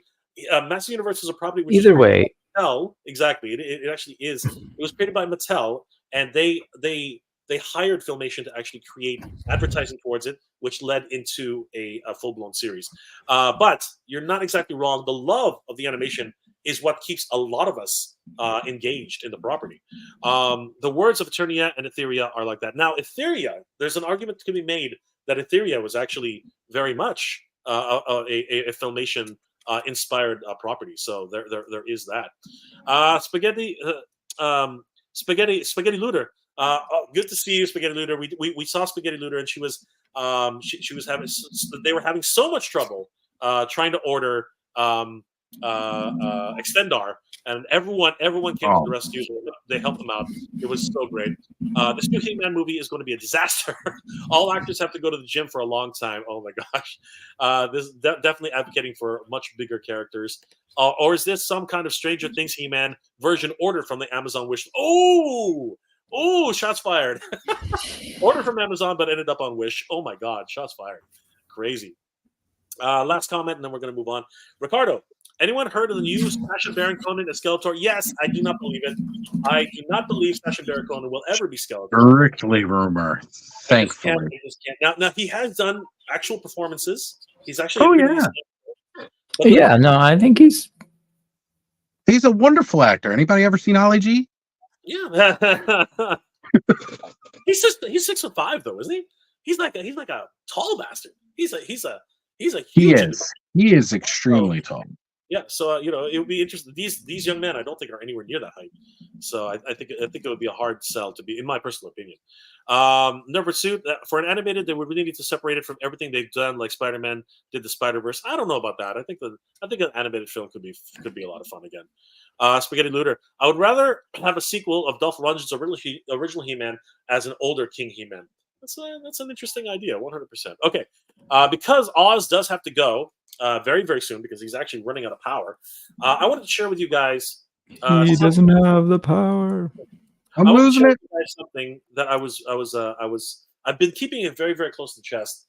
But this is my vision for everybody out there. This is my vision for a Master Universe Princess of Power movie. And I've been really thinking about this for a long time, and I just wanted to share with everybody, the whole community. And again, whether or not you guys like this, it's just something that I've been muddling around. And I think that given the right budget, given the right treatment, given the right actors, everything, and even if it's just CGI, I would love to see this in any format. But here's my pitch. I'm gonna put it out to the world. Here's my pitch for a Massive Universe movie. All right. So this is Nega Jay Retro's Massive Universe movie. It starts off with the evil horde, a malevolent force of evil throughout the galaxy, conquerors of thousands of worlds in the name of their supreme emperor, Horde Prime. After each world is conquered, the firstborn child of the royal family from each planet is taken and trained in the ways of the horde. Eventually, they return to their home planets and swear fealty to Horde Prime. Adora, a high-ranking and decorated lieutenant of the Horde Prime's army, lives with her adopted father, Horvath. Although a fierce warrior who has conquered dozens of worlds in the name of Horde Prime, Adora is conflicted by the constant conflict and subjugation of his world. She asks her father if he truly believes the conquering of these worlds will bring peace to the galaxy. And her father, a higher-ranking colonel in the ranks of the Horde army, is in reality a gentleman who speaks softly. He shares with his daughter that his own opinions, but in the end says that the will of Horde Prime must be done, or others will suffer greatly. Adora's best friend Catra, heir to the throne of Felonia on the planet Sintra, has been a longtime rival of her best friend. Together they dream of the time they will become captains and conquer worlds in the name of Horde Prime. Secretly, Adora plans on understanding the truth of these conquests, and if there's another way, or possibly a way to liberate all of the subjugated worlds. Meanwhile, on planet Eternia, Prince Adam, heir to the throne of Eternos, meets with this. Oh gosh, I am a terrible speller. Hold on, I really am actually a terrible speller. Sorry about that, guys. At the palace, Duncan Man-at-Arms and his daughter Tila brief their soldiers on the ever-encroaching threat of the evil horde. Prince Adam, a lieutenant in rank, but also royalty, stands by the sidelines as the best pilot, second only to his mother Marlena. Part of the reserve forces, Adam has never seen battle outside of small skirmishes and air support when dealing with the forces of Skeletor. By the time completely approaches where Prince Adam may enter the threat of war, with the ever looming threat of the evil horde continuing to threaten the planet. But on this day, Adam is summoned by his father, King of Eternos, commanding his son to take a royal envoy to visit the sorceress of Grayskull. This catches Adam by surprise, as Grayskull has not communicated with Eternos for over 2 decades. Randor, Adam's father, relates to his son that the kingdom of Eternos has long sworn to protect the castle of Grayskull whenever time calls. A reluctant Adam heads out with his trusted pet tiger, Cringer, escorted by the royal guard, Man-at-Arms, and his daughter, Captain of the Guard, Tila. Having grown up together, Tila and Adam are close friends, growing up in the palace. But their responsibilities grew. The two of them have been spending less and less time together. In fact, this will be the first time in over a year that they've been able to reconnect. Meanwhile, back on Etheria, Adora is training in the Fright Zone with Catra. A full fight choreography with weapons, blah, blah, blah. Off to the side, Horvath, observing their training, is approached by a shadowy figure, and Shadow Weaver has come to deliver a message. Just as Catra is about to get the upper hand on Adora, Horvath commands both of them to cease, as Adora is summoned away. Catra playfully saying that they'll catch up later, and that she would have won that match. Adora is brought before Horde Prime and told the truth of the lineage. She is told how the Horde conquers worlds and to ensure loyalty takes the firstborn of each world to train them and returns them to their homeland to rule in the name of Horde Prime. It is insinuated that this is to keep peace in the galaxy, and they're under a single banner to unify the entire galaxy under the single banner of the Great Horde Prime, and finally, war will become a thing of the past. Horde Prime commands Adora to negotiate with her father, King Randor, to swear fealty to Horde Prime and advocate to advocate the throne to his daughter, who will rule in the name of Horde Prime. Adora asks if Randor were to refuse, what would be the outcome? And the Horde Prime, in a cold statement, if he will not bow, then he will kneel at your feet, force Captain Despara. Horrified at this revelation, Adora reaches out to her father, who tells her of her time growing up, and that it was he who wanted to take her from King Randor while she slept in her crib. Disillusioned, Adora begins to plan the Great Rebellion.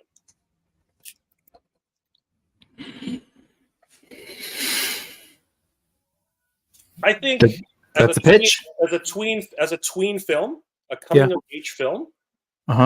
I personally, again, this is just me. I wrote the damn thing. Okay, so I'm biased, but I would love to see a tale of growing up and very little He-Man, very little She-Ra until the very end. You know what I mean? Where things have to accumulate. A lot of twists, a lot of turns, and a lot of surprises. Right? That's, I think, what we need. We desperately need as a direction for. And again, there's an Earth connection there. It's so small, it's so minute, but it does resonate. You know what I mean? We don't have to send Adam to the planet where his mother was born to be lost for 20 years. You know what I mean? Like that's just me. All right.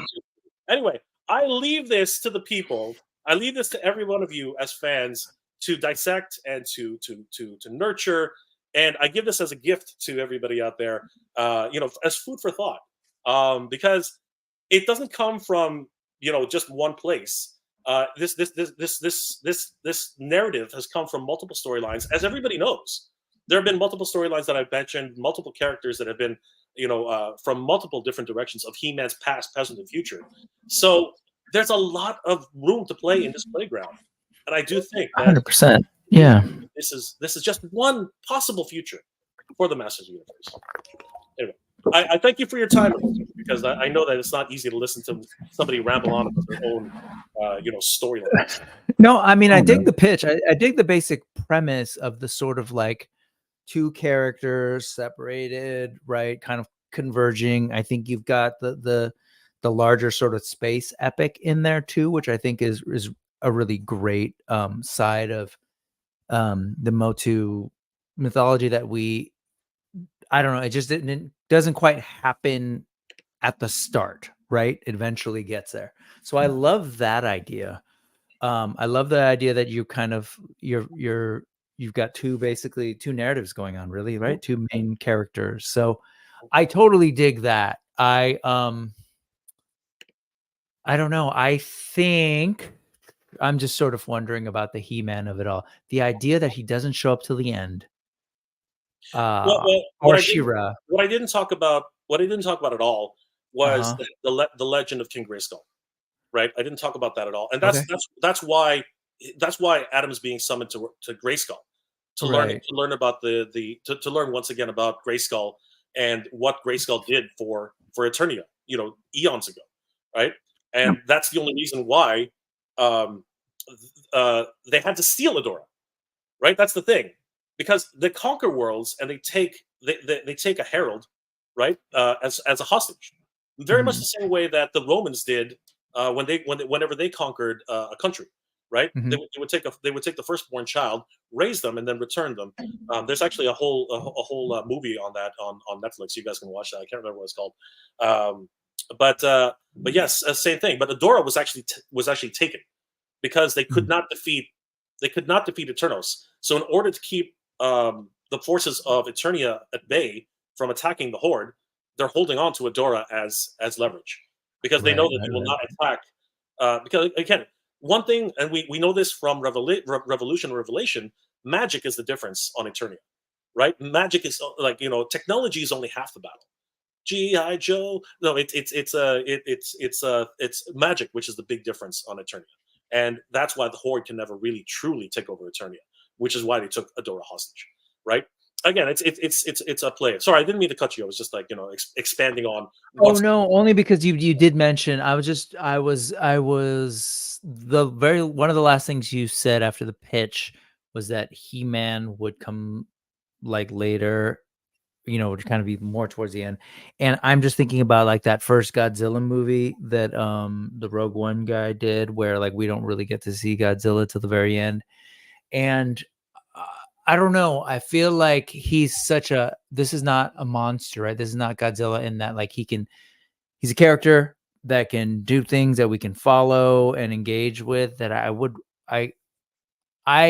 would love a first Masters of the Universe film to show us a little bit about what it's like to be He-Man. I think that's why I really appreciated where we were with Revelation, kind of dropped in the middle, where it's like, okay, He-Man exists, and we get the basic sense of who he is in relation to Adam, and it just goes. But I don't know. I guess that would be hard to sell to a broader audience who doesn't know anything about and it's not like we're not going to see a He-Man. The Legend of King Grayskull is an entire segment. You know what I mean? They talk about what his great deeds were, and then the revelation that in order to continue to be the protector of Eternia, he sacrificed himself and put himself into the Power Sword, to bestow upon the next generation as protectors, right? And the royal family has always been the protectors of the power, right? So that's that. Again, there's a huge lineage that goes along with that. Randor, for there's a reason why Randor can't take the power either. There's actually a very, very strong reason why Randor can't take the power. So there's also some intrigue as well, right? There's things that happen. So Oz, you're very, very quiet. I don't know. Well, yeah, I was just letting you guys hear your thoughts because I really don't have much time here left. Phone is dying, so I'll put it in real quick. Jay, I like the pitch. I honestly like the idea of following more along Adora's story, because to me it's a little bit more interesting, right? She got kidnapped, taken out of her home, raised by the enemy kind of thing. Again, like Princess of Power for me, one thing that it always had that He-Man didn't have is that always like the underdog fighting the overwhelming enemy, like a smaller group of heroes trying to fight this larger enemy and overcoming that. So I'm digging this idea of kind of following along a path of, all right, Adora starts to poke holes into everything that she's been trying to be indoctrinated this whole time kind of thing.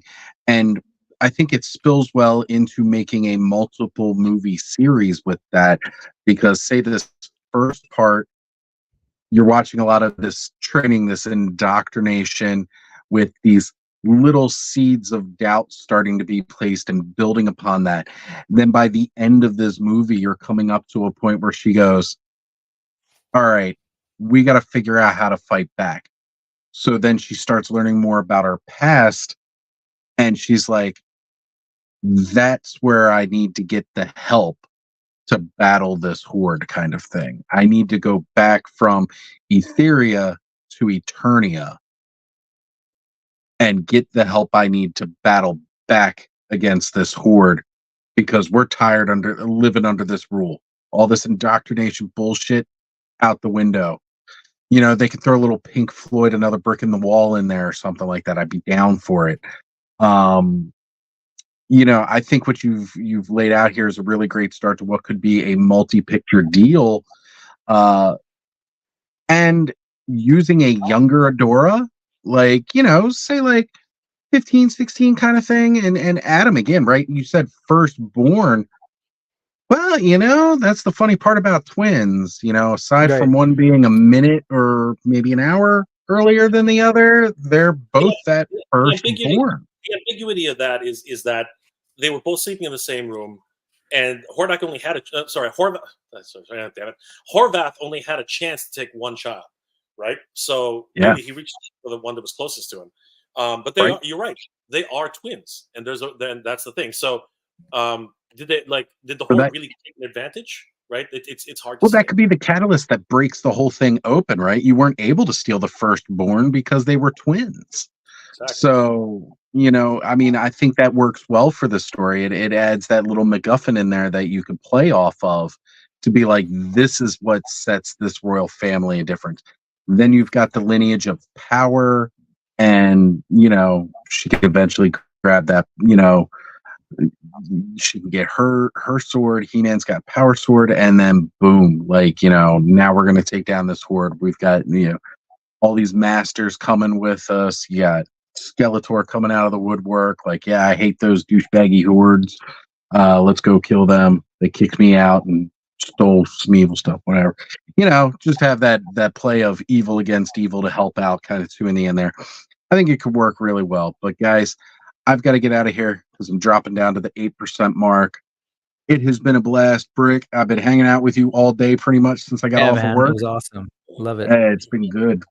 And Jay, thank you for inviting me on to talk my thoughts on this, because we all know I love some Masters Universe, and this is my wheelhouse, baby. I love it.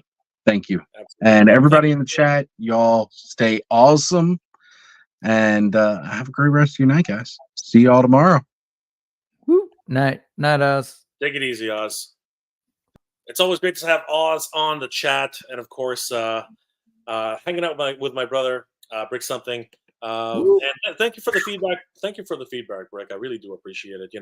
Again, this is just something that I've been noodling around for a while, and I love it. No, I love us. You like fans like yourself, like really thinking about how to make this work. And there are definitely things in your pitch that I think are just super unique. And I think that we do need something new and interesting in this new take.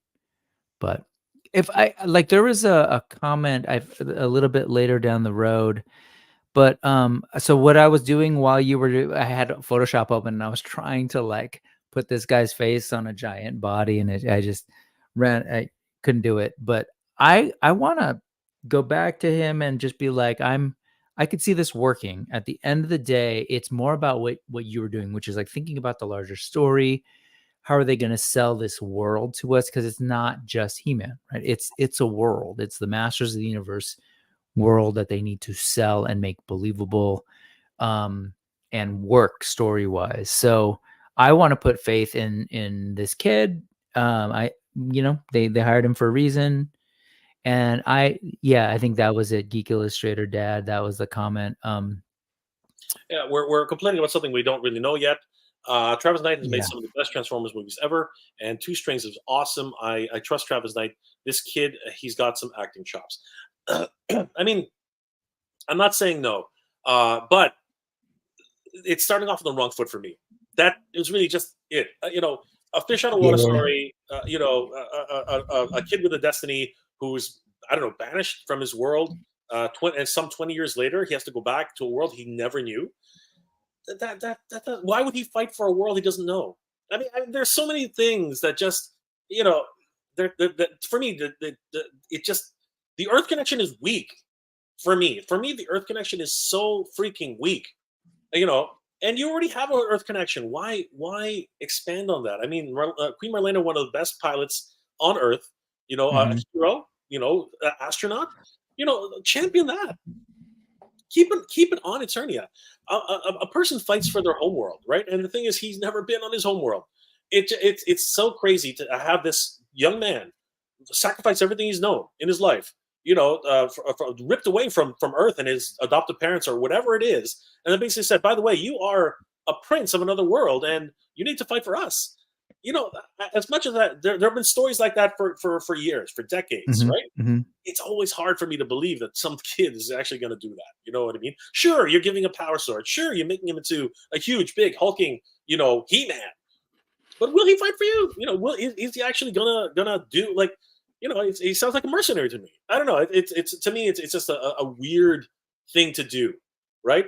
And you're gonna have to put some, magic into his head, saying you are actually the child of Randor, and it's hard. Yeah, and honestly, like the reporting on this is so limited. We're not there, obviously, so I don't actually know what is happening with this. And at the end of the day, it's like I gotta put trust in the people that they put together. So I don't want to poo-poo something. I guess what I am responding to, like when I said I don't want the Earth in it, two reasons. The first thing is it's like I know Earth. I was born there, and when I think of Masters of the Universe, I think like fantasy, like made up reality, and that's what I want in this. And it's not like I just don't want it to have any semblance, like clear, direct semblance of like, this is Earth, this is what you know. I want it to be truly this fantastic world that we don't know.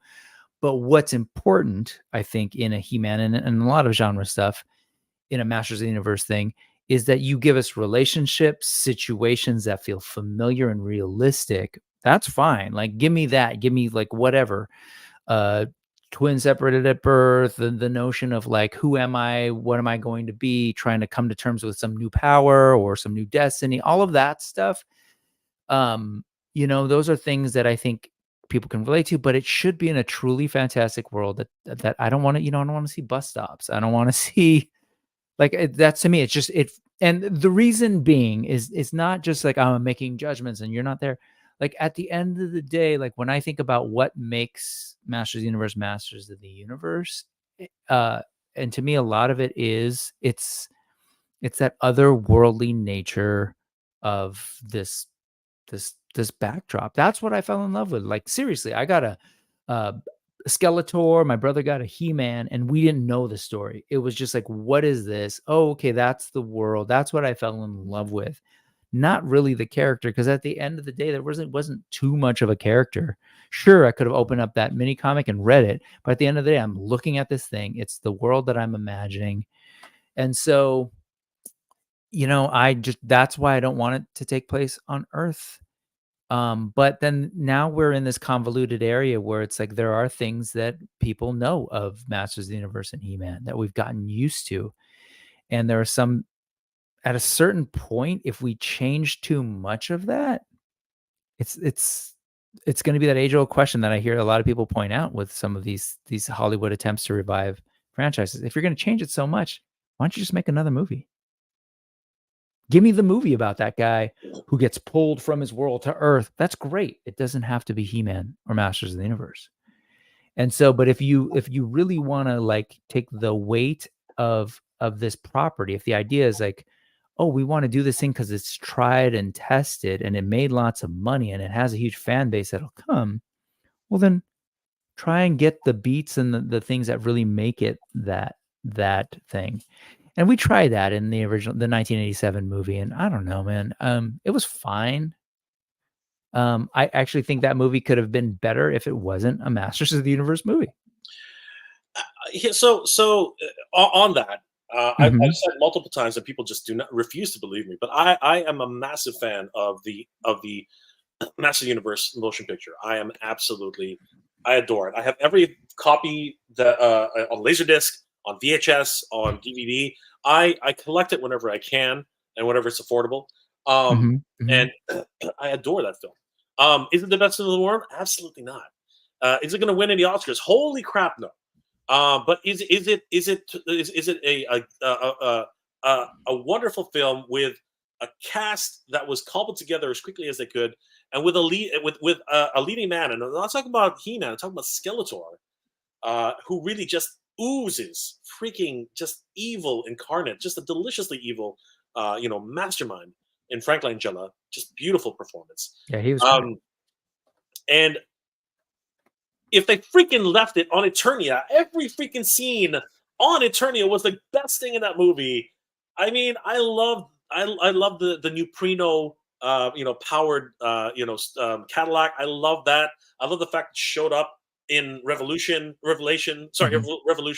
love the fact that Wildor is a thing, even though people hate Wildor. I love Wildor.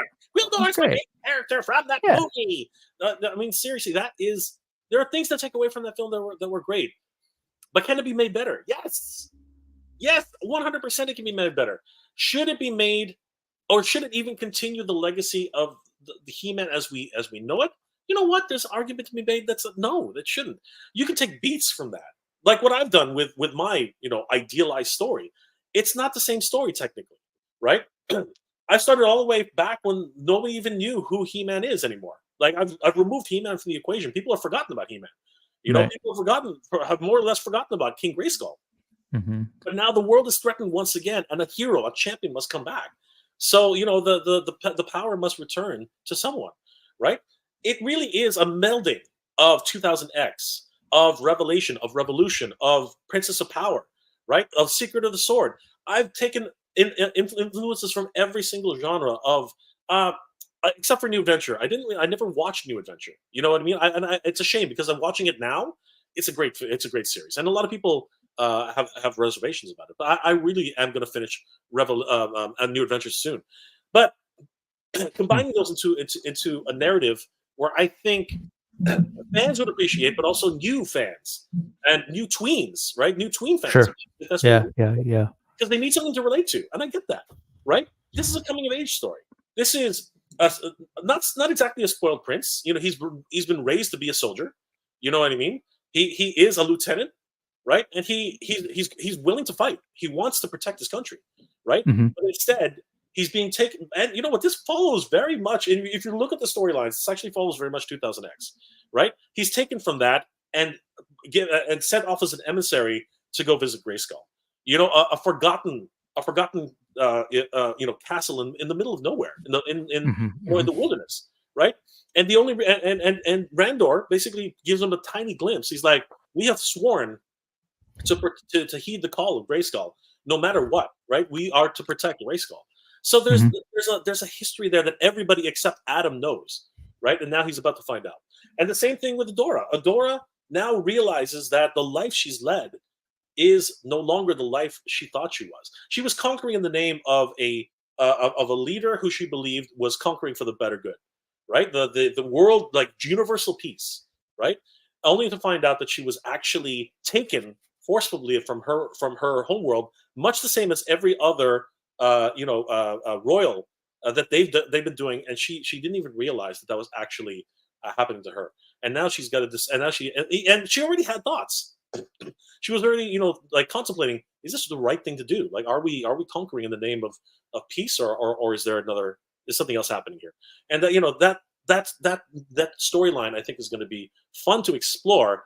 And then they both realize something. They both get this awesome power, but all of a sudden they start using this power and they start realizing that it's not exactly what they think it is.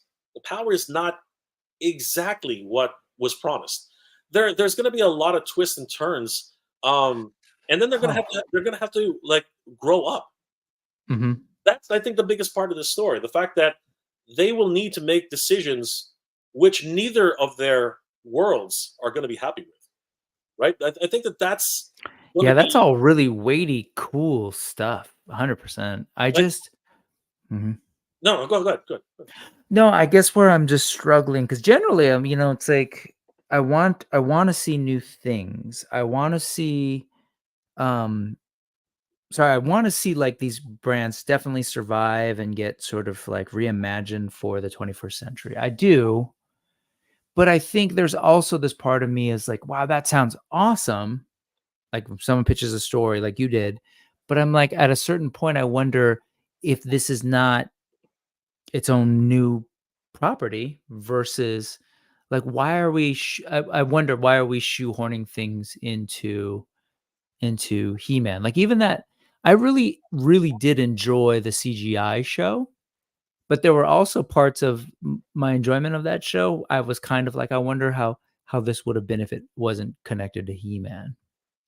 And so Revelation and Revolution were in a very different place for me, though, because, and I know this is controversial and people don't like this notion, but there is a continuity from the He-Man that we knew through Filmation and a bunch of other, they really tied them all together, that it felt like, no, I get it. This is still in my brain, this is still very much He-Man and the Masters Universe. There was a Skeletor, there was a Castle Grayskull, there was a Sorceress, there was all of that stuff, but then it just sort of continued. Now, if we're going to try and reimagine this whole thing and start from scratch, as you said, for a younger audience, and you're introducing this concept of the two twins and all that stuff, like there is some bones and some stuff in there from He-Man and Masters of the Universe, but like in many ways, it's also its very own unique, cool, and interesting story that, I don't know, I guess I'm just scraping up against it a little bit. Maybe not the best example, but what's that Zack Snyder thing? Whatever that thing is, right? The whole idea was he pitched a Star Wars movie and it didn't fly, so then he created his own thing. And I'm not yeah, you're talking about no, I know what you're talking about. Whatever it is, but I wasn't super. It's currently yeah, they just did the part 2. I watched the first part and I wasn't that into it, but at the end of the day I was like, okay, cool, you did your own thing. And yeah, I actually think that it's fine. Let it stand and be its own and tell your own story. So I don't know. That's kind of just where I'm leaning. And I think you're right. I think that he tried to force his way into I think the original one was a pitch for Star Wars, and he tried to force his way into it. But you know, Disney just pitched an idea. Yeah, right. Disney wasn't having it, so he said, "Okay, screw it, I'll do it myself." And, you know, that there's this could also become something, right? If I wanted to be, right? Yeah, exactly. But I really would like it to become a Master Universe thing. I don't know. It's my initial concept. I mean, there's also like the other piece of this is I want to go back. Sorry to interrupt you, but I just want to go back to the notion of, do we need a live action? That's the problem here. That is ultimately at the heart of this whole conversation, I think, is that if you're going to say we want to create a Hollywood live action film, you have to hit a certain like cross section of demographics to make it worth putting the budget to it and making that money back. And that's where I think that's kind of too much pressure for an IP that is in the state that Masters of the Universe is in right now. Do a Netflix show, you're good. I think do an animation, like you're good. But the idea that you're going to reach like Allison's Rabble Moon. But if you're going to try and do a thing that releases in theaters, which like, I mean, I love Furiosa, I love Planet of the Apes, but we are seeing a very subdued box office. Are we really going to try and bring a Masters of the Universe movie into this with the expectation of it getting the numbers that it needs to through a theatrical, like cinematic release? I don't know, man. That's where I'm struggling with. And I don't like to be negative because I want to see these things and I'm really excited about it. But I'm also, I think, kind of sober about the reality of where this IP's at. Give me more Masterverse. Give me your story, like as a comic book or even an animated movie. Great. Give me New Eternia. Give me all of those things at a smaller scale where it doesn't need to hit internationally to make box office. I don't know, man. Like that seems really, really. I don't know. What was the other one? The Fall Guy or whatever, that didn't do well recently in the box office. Yeah, it's too bad because that was actually pretty good. I heard a lot of new IPs, which that's actually a recycling of an old IP. You know, Fall Guy was a television show from the 70s. No, it was 80s. Yep. From the 80s. No, it was 80s. I know. I loved it. I loved it. And it's unfortunate. Tube Top 123. Are you going to go to the Star Wars Con this Sunday? No. I know which one you're talking. I think it's the Mississauga in Mississauga. No, I can't make it, brother. I can't. I got way too many things on my plate as it is right now. If you're going there, Tube Top 123, that sounds awesome. Because Wednesday we're getting some new Star Wars, so that's got to be a fun con to be at, I would think. It's a toy con. It's not really a con. It's called Star Wars, like Star Wars toys. It's collector con. Oh, okay. Star Wars collector con. But it's everything. I mean, like the theme is Star Wars, but it's bring your own stuff. You know, it's basically vintage toys and regular toys. Spaghetti Looter would rather have a sequel to Dolph Lundgren's He-Man than an older King He-Man. You know what? As much as I love the uh, it was 87 or 86. It was 87. As much as I love the 87 film, I don't think it would work today. There was a magic about it that I fell in love with, but it is admittedly, and I say this ironically, but admittedly, it is that 80s camp, and I love it because of that. You know what I mean? It has that nostalgia for me because of that. We need something which will appeal to everybody. It can't be, Brick nailed it on that. It can't be for us. It cannot be just for us. It cannot be just for us. You mean It just has to us being be, fans, right? yes, Like existing exactly. fans. Yeah. There's Mhm. not enough of us. Nope. There's not enough of us to support a film like that. It Mhm. needs to have enough meat on the bone for everybody. And I think a coming of age story works because we recognize the characters who are there.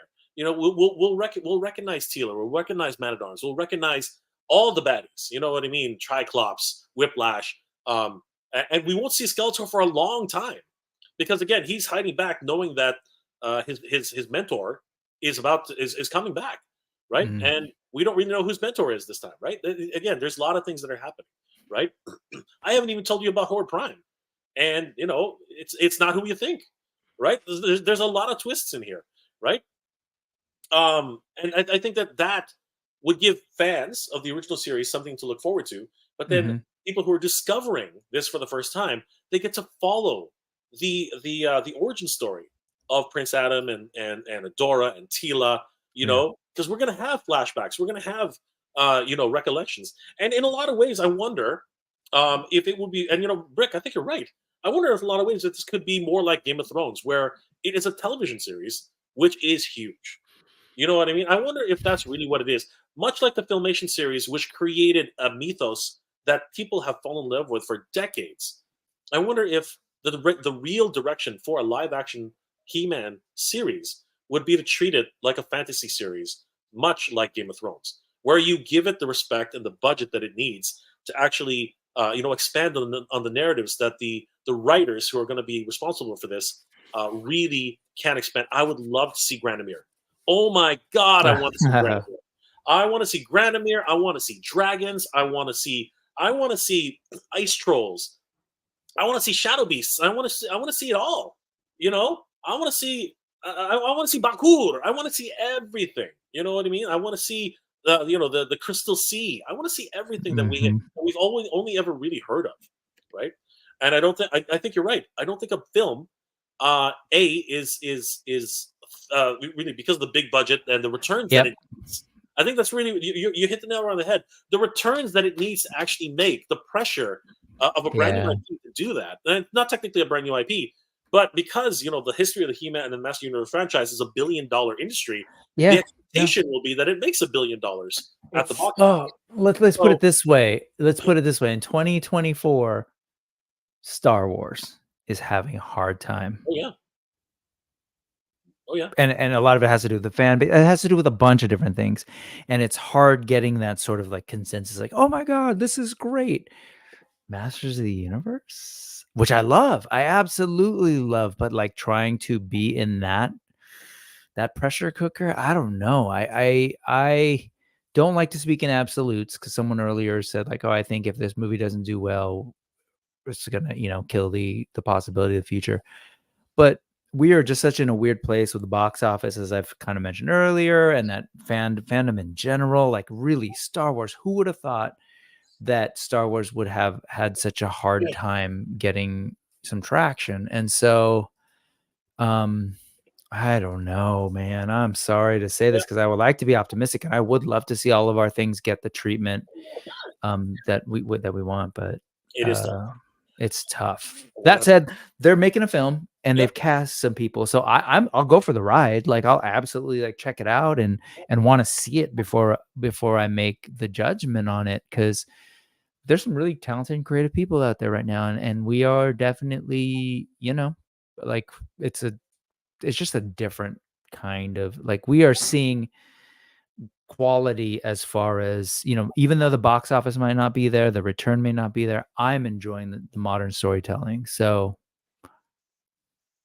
yeah, I don't know. It's a tricky thing. I am excited. At the end of the day, I'm a little, I have to see what the story. I mean, like, really quickly, because I Yeah. know you have to go, Yeah.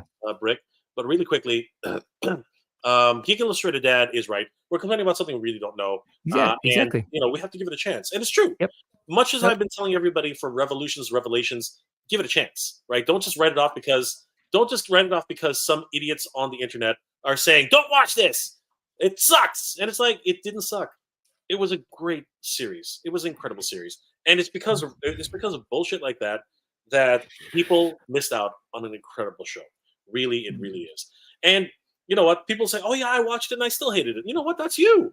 Yeah, and that's That's fine. if you don't like it, it's okay. It's okay not to like it. It's Yeah. fine.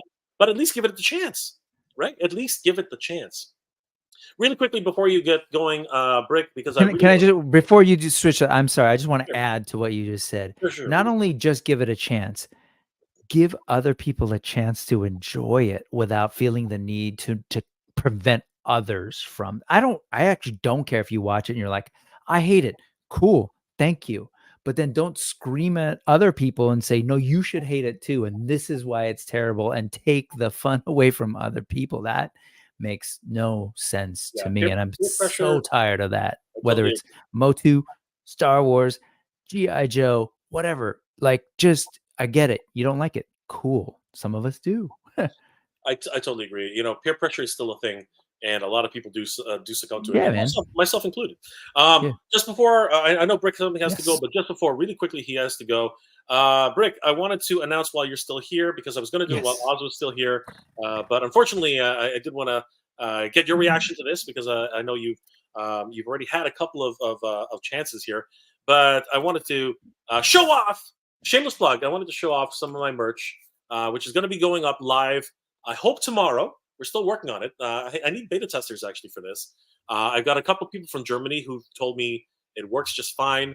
I have a couple of good viewers who have been watching it from the Netherlands, and they said it works just fine. Guys, I'm opening up a merch store. Yep. I have a goal this year to make it to San Diego Comic Con, and instead of just saying to everybody, "Please help me out," I need some help. I wanted to give back to the community as I always want to, and I set up a merch store so you guys can get some awesome merch. And I think you guys will love some of the things that I have here. Of course, our motto here on the Nega Jay Retro channel is Geek Proud. So, guys, imagine having your own Geek Proud shirt that you can wear at conventions or wherever you'd like to go. It comes in two different colors, black and blue. And I think blue is, for me, blue is always the way to go. I think blue is absolutely stunning, and I really appreciate everybody who takes a look at that wonderful shirt. I also have my signature Nega Jay Retro logo icon, whatever you want to call it. It's amazing. These are unisex shirts. They come in a lot of different sizes, all the way up to 5XL. And this one also comes in black and blue, and so you guys can look stylish on the convention floor when you guys hit the road. And of course, showing off your Nega Jay Retro support. I do have a double-sided shirt which has both Geek Proud on the back and Nega Jay Retro on the front. So Mhm. that one's a lot of fun. A little bit more pricey on that one, just another $4 more. And to help wake you up in the morning, Brick, I did this for you, brother. I got you. I'm getting a Geek Proud mug for everybody to enjoy, to get your cup of, to get your geeky nature, to be prideful in the morning for geeks, right? Right after the morning Joe, the morning tea, the morning whatever it is you drink, and of course, waking up with you right in the morning and pushing you to go do your work is your buddy Nega Jay Retro. That's right, everybody. So, guys, I don't usually ask for much. I really don't. I never ask for anything. But if you do have, some spare cash hanging around and you want to show your support for the channel, and of course, help me raise some funds to get to San Diego Comic Con this year, because there's something very special happening this year. I really would appreciate if you check out some of this merch. What are your thoughts on this? And be brutally honest, because I know you, Rick. Who, You are me? brutally honest, and I appreciate that. I really do. Not brutal. Come on, brutal. Yeah, Like, No, yeah, no. And we talked a little bit. So, you did. I really like. I could totally go for the one on the far right that you have right there. This is what I was saying before. The Geek Proud thing. I'll tell you right now. I think it's dope, especially with the helmet as the O. Yeah. If Oh, you by the way, I zoom want to in, I want to give I Mhm. want to give props. I want to give props to the man who made that happen, Michael over at Toy Habits. Yeah. He took a look at my first designs and he's like, "Let me Photoshop something up quick and let's see if Jay doesn't yell at me." And I didn't yell. I was like, "Oh my god, that's so cool!" And you know, I didn't want to cut you, but you gotta give No, I was full just gonna props say, to. so my thing is from a branding perspective, and from a visual perspective, I've always struggled when I'll like go and whatever, go grab a dope Star Wars shirt. It's like, oh my god, Boba Fett looks awesome on that. That's a great illustration. Then on the bottom it says Boba Fett. Like, no, I know that, dude. Like, I got that. So when I look at this, what I really love about the sort of like even from a distance, I love the geek proud. And it's like, I know who you are. There's some kind of like pride of like, no, dude, I roll with Mega J. I know what this is. Like, this is a cool reference that I know. And just the notion of geek proud, I think that enough, that is like that's your thing. But also I think other people who saw this, they'd be like, oh, that's cool. And like, oh, they're in the Mega Man. That's great. I just struggle with the little Mega J Retro underneath it. That's me, because I think it's so cool that like those who know will know, and then they can talk to me and be like, no, it's this is dope channel that you should know about, Mega J Retro. So like that's cool. And then, or if we're just gonna say let's let people know about Mega J Retro, then I'd go the other one. I like the far right one. Cool. I'm gonna buy that one. And I like the blue helmet one without you, the Mega J you, you Retro. know, you know what? I am not without vanity, but I will say that branding is important, as everyone No, knows. it is. But you know what? I hearing your points, hearing your Uh-huh. points.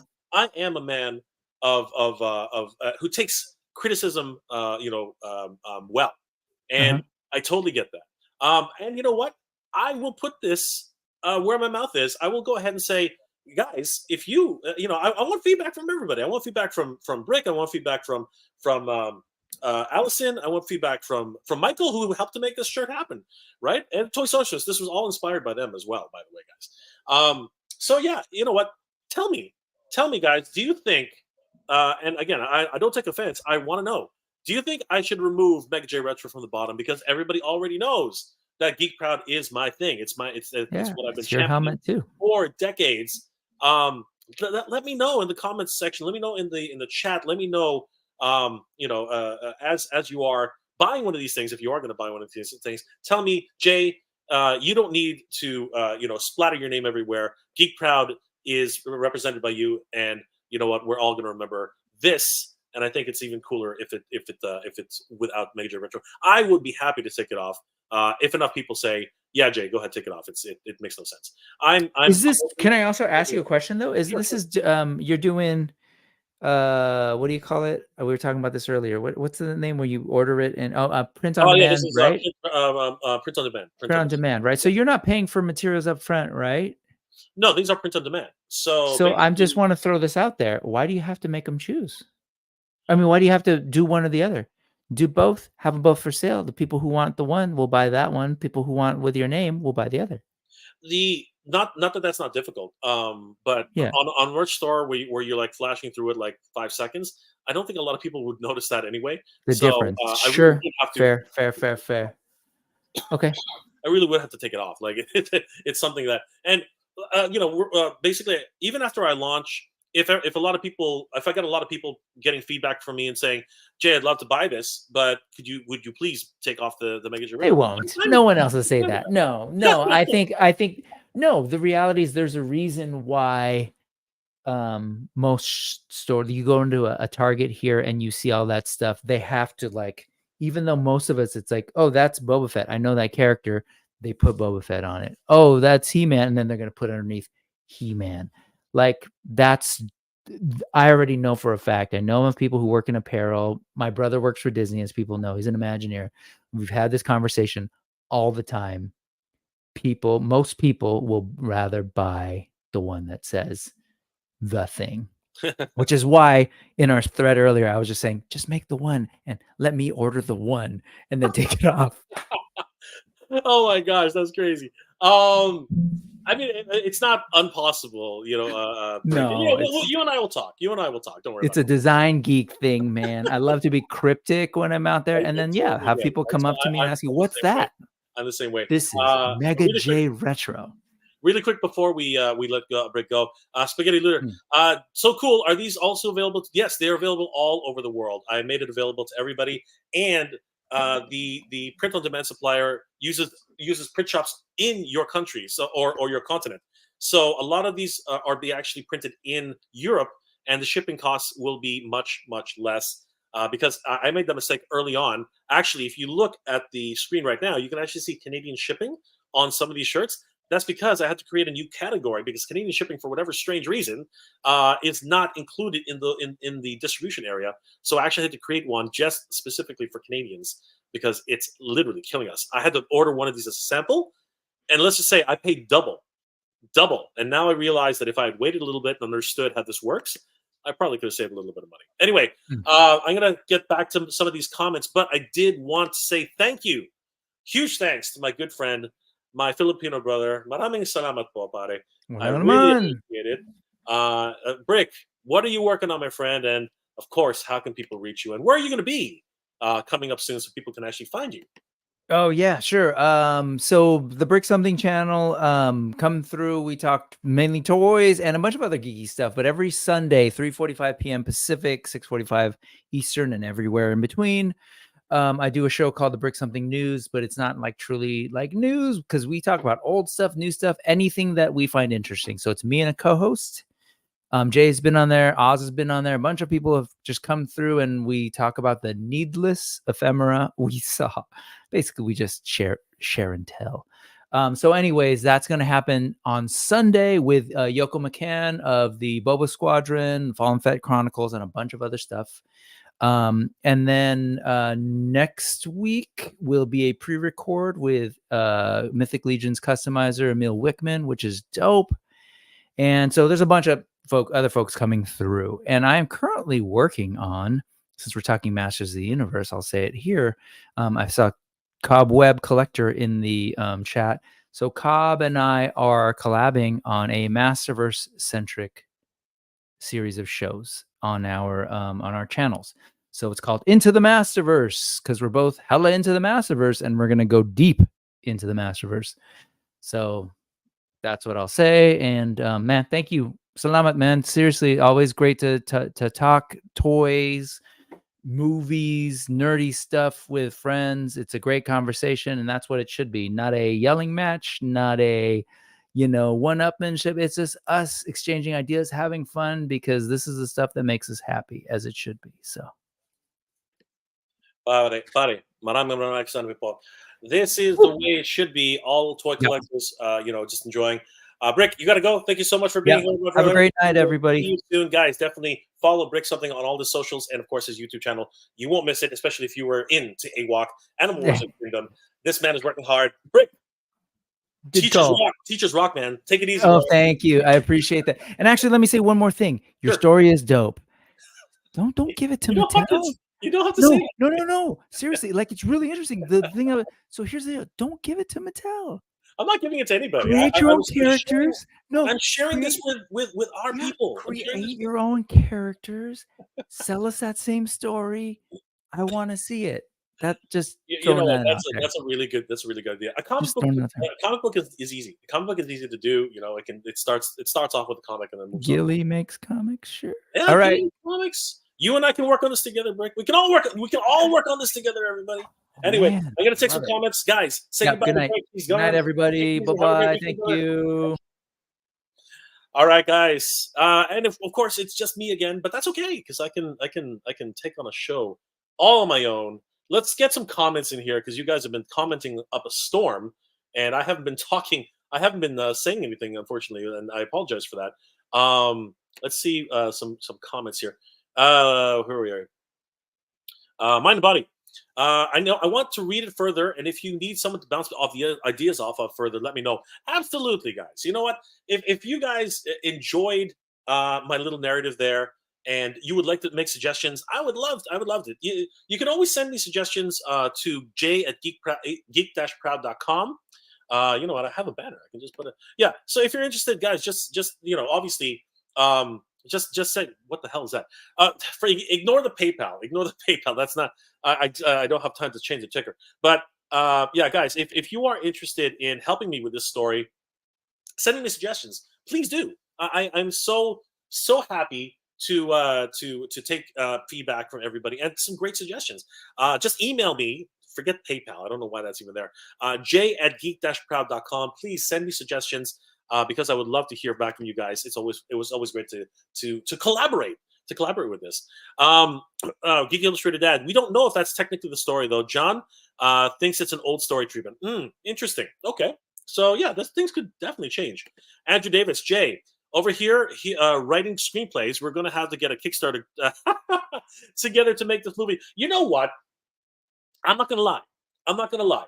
A number of years ago, I don't know if you guys remember, but a fan, I can't remember who it was, but he actually did a crowdfund for a Master Universe movie, and he did it. He actually did it. It was called the Secrets of Grayskull or something like that, or the Powers of Grayskull, something like that. So look it up on YouTube. It's up. The whole movie's there, and with the budget he had, I'm not surprised it ended up the way it did. But he did a great job. It was full of passion. It's full of love, and he did a pretty decent job. I got to tell you, the makeup was pretty on point. The actors were adequate. They did whatever job they could. Again, he had friends pretty much acting for him. It was a good story. And I'm not gonna lie, I'm experimenting with AI technology to see if I can at least put together a trailer. I would love to do that. And if it gets enough traction, if enough people are actually interested in my storyline and the whole idea, I would love to make a live action trailer, a proof of concept, if you will. But again, that's going to take some time, and that would take a lot of money too. And it's something where I think I'm going to start with AI, see if I can get some small clips together, and see if I can cobble something together. I have a few people who have been making AI clips, and I really want to see if there's something I can sort of do to make that happen. Thank you, Andrew. Really appreciate that. Chad Stewart, I live Motu just like everybody else, but why not do a film from the far past, like when King Grayskull fought the Snake Man? Something that hasn't been done or seen yet. That is a great idea, but it is difficult and very expensive for the CGI for the Snake Man. You could probably do something with practical effects. I mean, we had Star Trek and we had a lot of things on television, but that definitely would be a television series 100%. That's going to take a long storyline, a long narrative. So not a bad idea though, Chad. Not a bad idea. Steven, think of new figures that could come out with the movie. Absolutely. I'm super excited by that. Nerd with a suit. Nothing is impossible. Earth can work. It's not exactly the same, but remember when the Guardians went to counter Earth 3 in volume 3, that part of the movie was just as strong as the rest. The Guardians of the Galaxy. Yes. Okay. I hear you. Again, it was funny. The narrative was interesting on that level, but we'd already been introduced to the characters around that time, and they were able to experiment and be fun and free with that. So, I mean, I'm not against it. And of course, Star-Lord, Peter was from Earth. So, there is that Earth connection, which, again, they have such a hard time disconnecting from.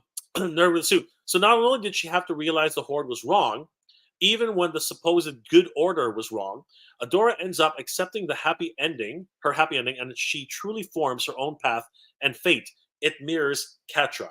I don't. Are you talking about the DreamWorks series? Because that's beautiful. I really appreciate. I never watched it. I did appreciate the animation and the series as a whole. I never actually watched it though. But in terms of my story, I don't know if you're talking about my story. I doubt it though. Yes, there's going to be a lot of secrets, and Adora's going to learn a lot about her past and her future. And of course, her best friend is Catra. You know what I mean? Like they grew up together, they fought together. I thought that part of the Filmation, the DreamWorks series was great. You know what I mean? I did see a lot of that going around on the internet, and I thought I wanted to play around with that kind of idea. So yes, that's definitely in the cards. Spaghetti Looter. My final word on the new film: Amazon would rather find new fans with its brilliant Twilight He-Man than please older fans. We are not the target audience. Correct, and I totally agree with that. I'm still going to watch it. I hope it does well. I really do. and I really, really am rooting for it. I really am. I'm an old person, and I really do want to see more Motu for me. But I'm open to more expansive ideas, and I'm happy to play around in that world too. Alison Troy, Nerd with a Suit, absolutely agreed, 100%. Good to see the retro toy princess. Always great to see her. Nerd with a Suit. I have the same idea. I like imagining my stories too, and I would want DreamWorks She-Ra and Revolution's He-Man to fight Shakoti, but they don't transform until the very end of my story. I believe, Nerd with a Suit, that you don't need the power until it's absolutely necessary. That's actually my thing. I do believe that these two, tweens, these two young people, need to cut a swath for themselves first. They need to cut their teeth, right? I know that Adam has always been portrayed as a happy-go-lucky prince to protect his secret. I always thought that was dumb. I always thought that an aloof, carefree prince was ridiculous. Randor was a conqueror. We know that. We know Randor was a conqueror, but he conquered to unify the lands and to keep peace. We know that. But he wasn't innocent. We also know that too. And that's actually a big part of my story.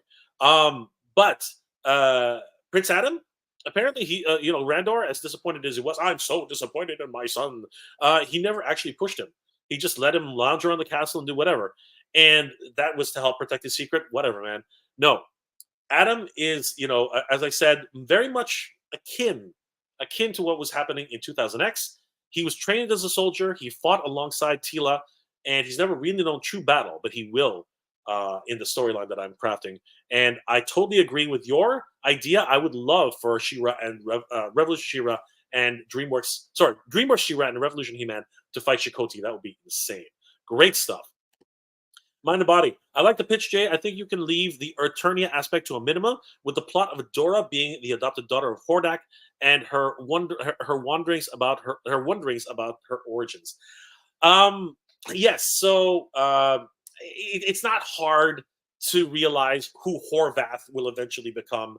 And the way it's done, though, I have a very interesting, twist, and I hope that everyone likes that twist. But this is not strictly Princess of Power. This is more, if anything, it's more akin to Secret of the Sword, where there's enough room for both. And thinking about it longer and longer, I think Brick might be right. This is actually something more along the lines of a television series, like Game of Thrones. Given the budget and the resources, I think that would be really, really cool. But again, we'll never know. I'm gonna try and do some proof of concepts, and try and get people to help me to develop this as maybe a CG animated trailer, a proof of concept idea. Sorry, guys, I need some water. In that sense, I've been talking for too long. But you know what? It's just one of those things I've been thinking about for years, and I wanted to share it with you guys now that this movie seems to be, whatever. I just wanted to share at this point because I'm not sure if it'll ever happen. Mind and Body, you're creating a great setup for a film lead into where He-Man and She-Ra meet. Yes, that is the key. They will cross swords at some point, but then much like they did in Secret of the Sword, right? They did cross swords. They did. Destiny happened. Destiny came full circle, but Destiny tends to play with your mind and with your expectations. Spaghetti Luda, such a great story. There would be so many possibilities for a new film with a better story and actors if the filmmakers would ask fans like us to support them. I totally agree. But you have to be in the Hollywood machine to actually get into the writing process. And I totally understand that. I'm not a writer. I'm just a fan, as you said, Spaghetti Luda, and I'm hoping maybe somebody would like to take my story and make something with it. That'd be awesome. Alison Troy. Back in 1987, people thought that Franklin Jello was the wrong choice for Skeletor, and he's arguably the best thing about the 1987 movie. You are reading my mind. You are absolutely right, Allison. Allison and I are we could be friends, and we are friends, of course. At the Retro Toy Princess. By the way, guys, if you haven't already, subscribe to the Retro Toy Princess on YouTube. She's doing some great illustrations and coloring books. with some amazing toy tubers, and it's so much fun. You guys should definitely check out her stuff. But arguably, because Meg Foster is equally amazing. This is true. Meg Foster actually doesn't get enough credit in the film. She's incredibly haunting as Evelyn, and her portrayal of the dark sorceress, the sorceress, as in someone who wields magic, is incredible. Seriously, she was a wonderful performance, and she's still incredible as Motherboard. Spaghetti Looter, we don't know what will come for the film, and if some fans like me don't like the content from Amazon has been planned, maybe it will be a good He-Man film, but it won't be my He-Man. There you go. And that is unfortunately my sentiment exactly, at least for now. We shall see. Maybe it will be my He-Man. Jay Sarapio, yeah, Earth doesn't work for me for Motu. A lot of people agree with you, my friend. Alison Troy, Mark Taylor, Roger Sweet, Ted Mayer, etc., intended Motu to be an open-ended with little more than archetypes so kids could imprint on them. Excellent. Yes, and I 100% imprinted on many of those characters. Still love them today, and I'm waiting for Man-at-Arms and Teela to show up in Masterverse. Thank you, Allison, for that insight. The Nerd with the Suit. The new She-Ra had tons of big chances for the classic Filmation adaptation, but big changes. But it still retained the heart and soul of the original: friendship, love, self-confidence, redemption, and rebellion. Thank you so much. Those are wonderful sentiments, and true words have never been spoken, my friend. Geek Illustrated Dad, hated the 80s movie when I was a kid, and now I enjoy it. Frank is amazing as Skeletor. Yes. Deliciously evil, as he always is. Love it. Rabbit McGavin, it is an awful movie, but I love it. I saw the day one and at the drive-in. Brother, it is definitely one of those 80s camp that you just have to savor. You have to savor it. It's like a fine wine. Actually, it's more like an old cheese that only gets better with age. I love it. Crispy Critter. Motu 87 should have been the last nominated for best makeup, at least. Yes. Skeletor's makeup was insane. Gwildor, that mask, it actually, the prosthetics, incredible. Yes, I totally agree with you, Crispy Critter. James Serapio, Franklin Jenna is always awesome, though. This is true. Allison, they couldn't afford the budget to have it on Eternia. Any live action movie is going to come up against budget or excessive CGI sets / backgrounds. As a matter of fact, funny fact, at the time when that movie was made, the set of Castle Grayskull was a record-breaking set spanning, if I'm not mistaken, 3 sound stages to have that entire walkway, pits and areas, walkways, the eye, the throne, the gigantic statues. It was a massive set and cost much of their budget to actually build. Derek Kuto, He-Man movie needs 3 of these things. 1, Adam's character. 2, steroid freaks. 3, Mark Hamill as Skeletor. 4, no Earth. 5, He-Man / She-Ra cartoon type movie premise. I love it. Thank you so much, Derek. And I'm not 100% on board with everything you said, but I do agree with a lot of what you said. Nerd with a Suit. He-Man's greatest power is his heart. Yes. Absolutely, Nerd with a Suit. 100%. Mind and Body, I agree with your guest, Jay. Yes, both of my guests have wonderful insights and really, really think about what they say and talk about, and they love this community. Thank you so much. Derek, Mind and Body, exactly. Nerd with a Suit, everybody got pissed at Teela in Revelation, but the original Filmation cartoon, she lost her temper a lot. She did breakfast stuff all the time. Revelation got that part 100%. I totally agree. The mischaracterization of Teela as a spoiled individual, sorry guys, was not unwarranted. I mean, there were a lot of times where she felt that she was, right, but she defended her point fiercely, and there's nothing wrong with that. The idea that she changed completely in Revelation and Revolution is incorrect. She brought over many of the traits she did from the original series. I only had a problem when she literally, basically disowned her father, her adopted father, who she's loved for years and who's loved her for years. I thought that was quite harsh.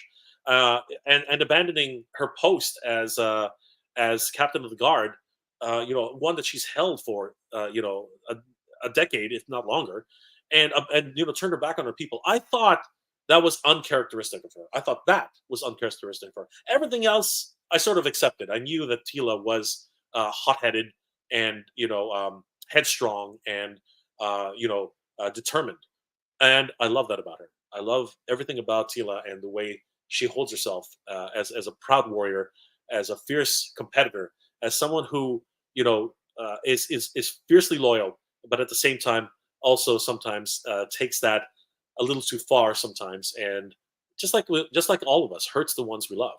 Um, it did hurt me to see how she treated Duncan, and to a greater extent how she treated the memory of her best friend Adam. I thought that was terrible, and I thought that that was probably outside of her character. I understand she was hurt. I understand that all these secrets happened, and it's hard, right? It's hard to realize these things about yourself. But a story needed to be told. The script writers and the story the the showrunners, they knew that she had to go on a journey of her own. So they made a decision, and it led to an incredible series, in my opinion. So yes, I'm 100% on board with that sentiment. Nerd with the suit, totally understand exactly where you're coming from. Rebel Moon, for me, was greater than Star Wars. 7 out of 9. I did like it, and I'm hoping that the series 2 is actually better than series 1. I really am. Hollywood is in decline, but if you need the right people, if you need the right people involved, 100% mind and body. There are a lot of great storytellers out there, and I hope that they all get their chance. Alison Troy, it's time for new stories. Our endless nostalgia cycle is just apathy playing out. I don't disagree. You are right, but I live in this nostalgic world, and I still do love it. Chad Stewart, Jay, Brick, question for you: out of the cartoons, how would you rank them from worst to best? Dude, that is a loaded question. Holy crap, Chad. We're gonna have to come back to that because I could talk for days about what's best to worst. For a number of reasons, Chad. We'll get back to that one day. Ask me again in another live stream. If we have 2 hours to spare, we might get back to that. Nerd with the suit. Hollywood may be in decline, and we may be entering a period where we get more smaller productions for non tentpole companies. That's what happened in the 60s and the 70s. And you know what? Sometimes it's smaller creators that have bigger stories and get cult classics, which is just amazing. Let's see here. Cobweb collectors in the house. What's going on, Cobb? Always good to see you guys. If you want to see some amazing reviews of upcoming figures like Reptilax, head over to Cobweb Collector. He's doing some amazing work. You guys will not regret it. Let's see here. Spaghetti Looter. That's my that's my brain wish. 100%. I totally get it. Jim Green.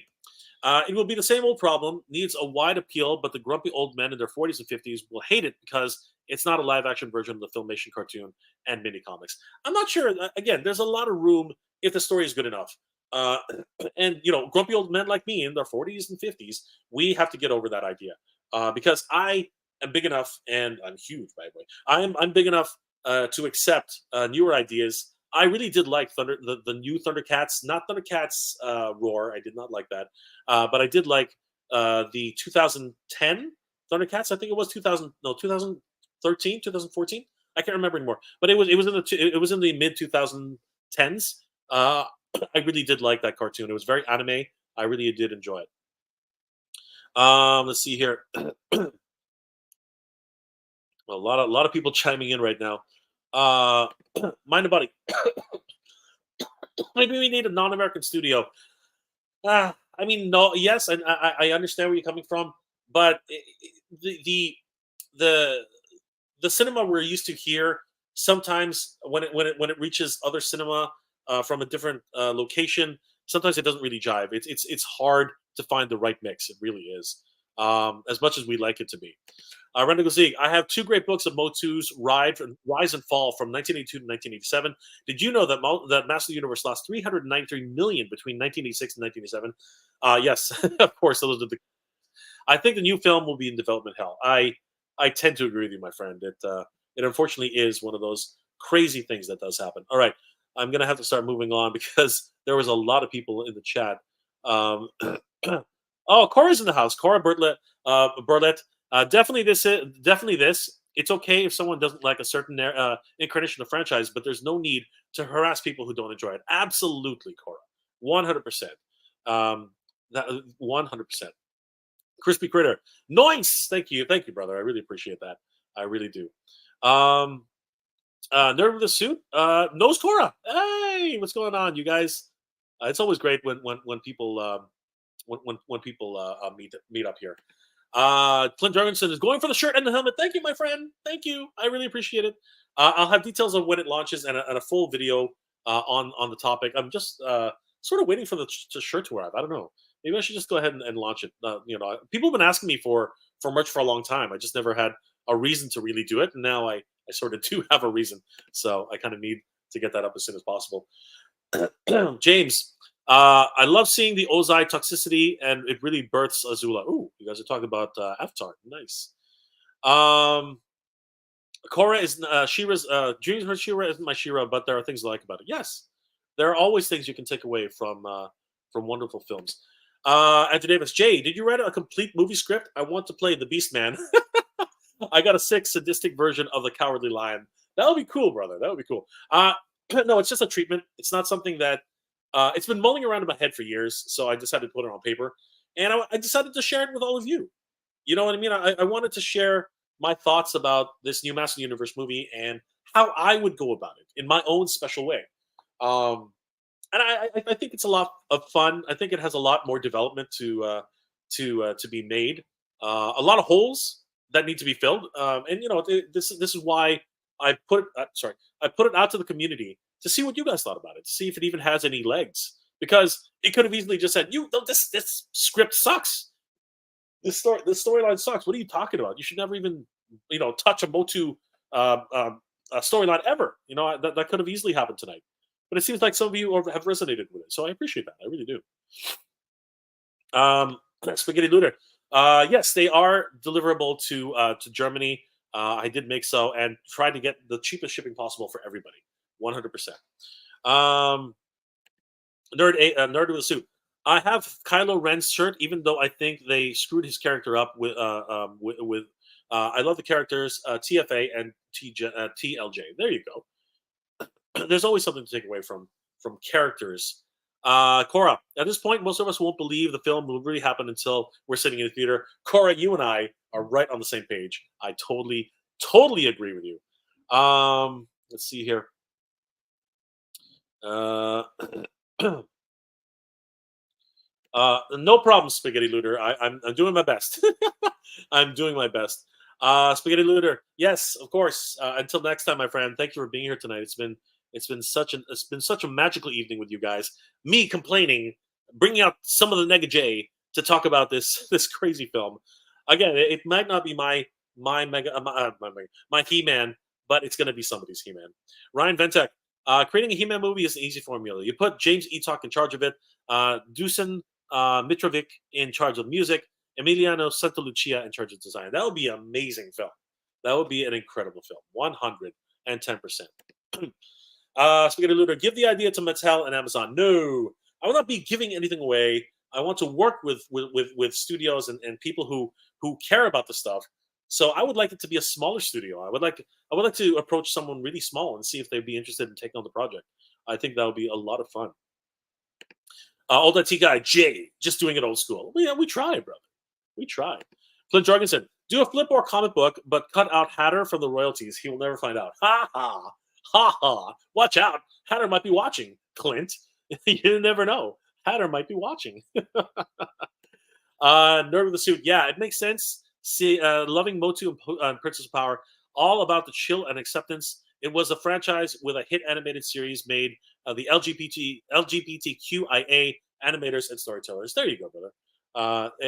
Again, a lot of talented people have come out of Master Universe. 100%, absolutely. James, happy Pride Month, everybody. There you go. Let's see here. Spaghetti Looter. Thank you so much, Nega Jay. I'm going to have breakfast now. Have a good time and stay healthy. Good journey, Spaghetti Looter. Thank you for being here tonight. It's been an absolute pleasure. Good morning and have a wonderful breakfast. Everybody in the chat as well. Yes, thank you, Spaghetti Looter. Let's see here. Andrew, leave your name on there for the first run, just like the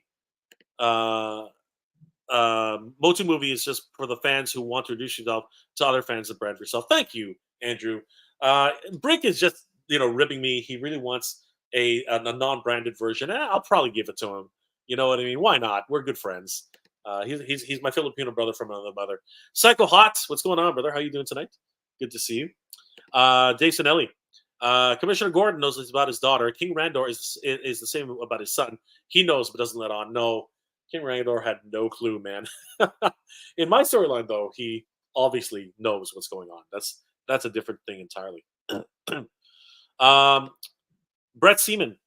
She has amazing eyes. Yeah, okay. I'm going to agree with you. She has amazing eyes. Cora Burlett. Earth could work in Motu if they address Adam and Dora's Earth heritage. Yes, I totally agree.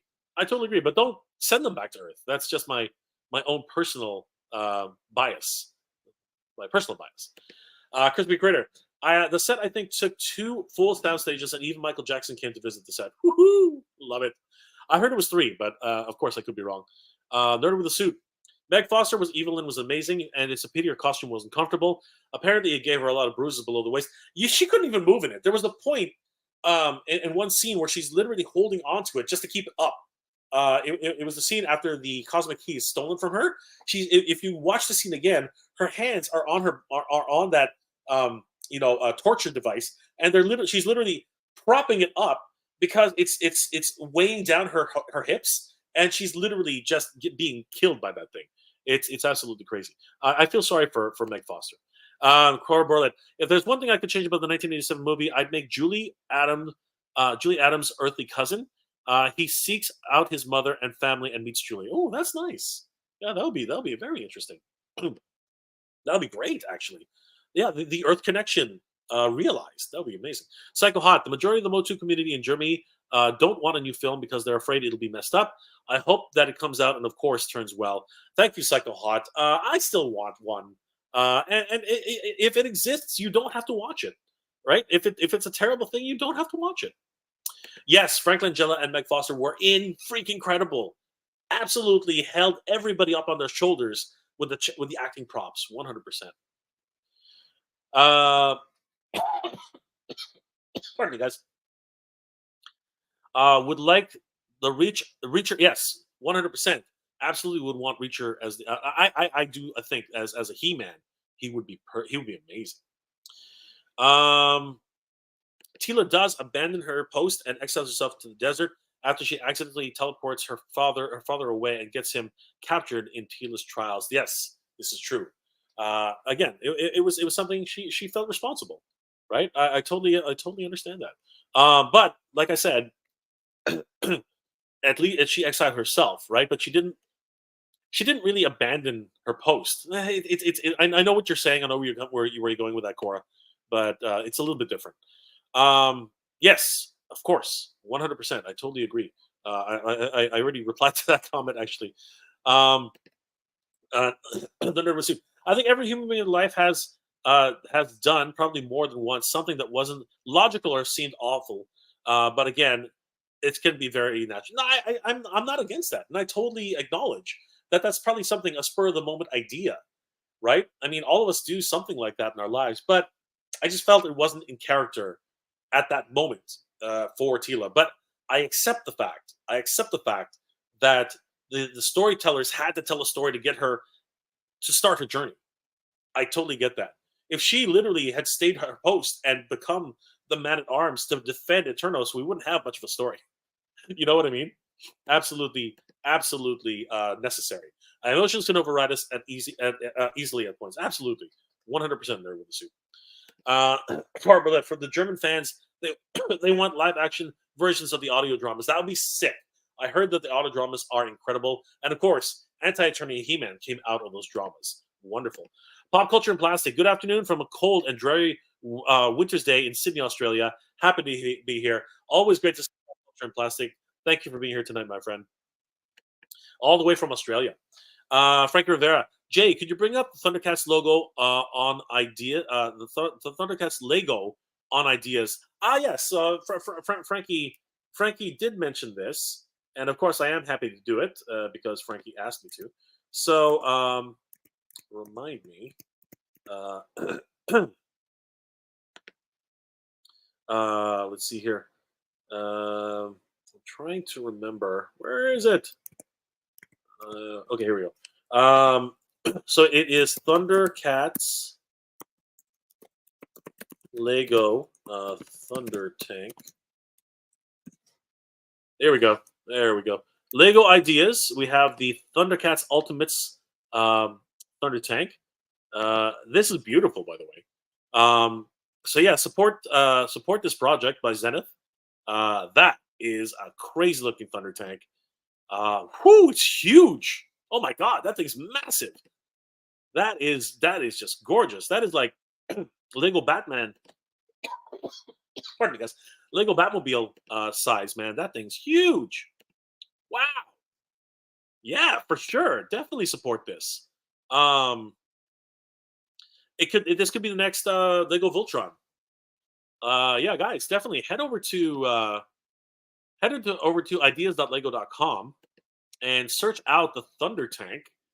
Look at those Thundercats. They look amazing. Thank you so much for Frankie for bringing this up. This is awesome.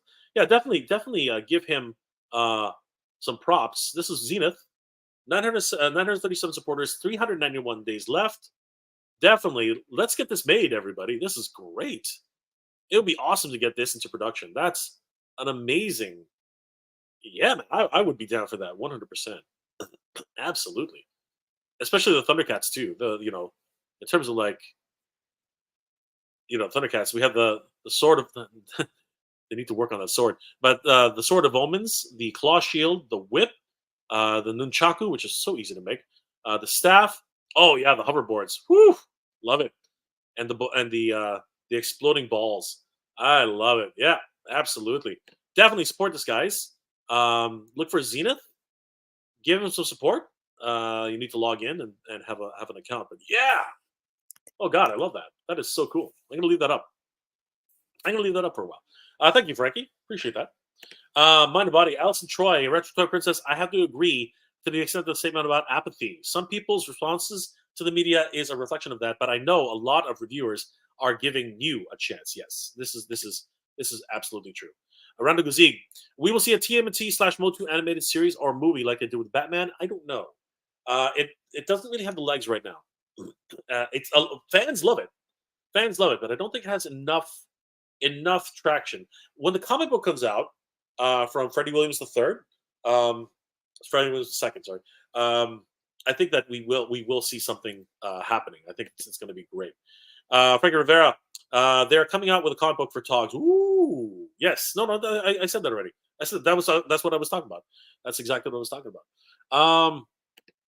Jay Serapio, spray tan is convincing for Randar. Danny Rodriguez, what's going on, my friend? Any Motu is better than no Motu movie. I still want to watch it. That's for sure, 100%.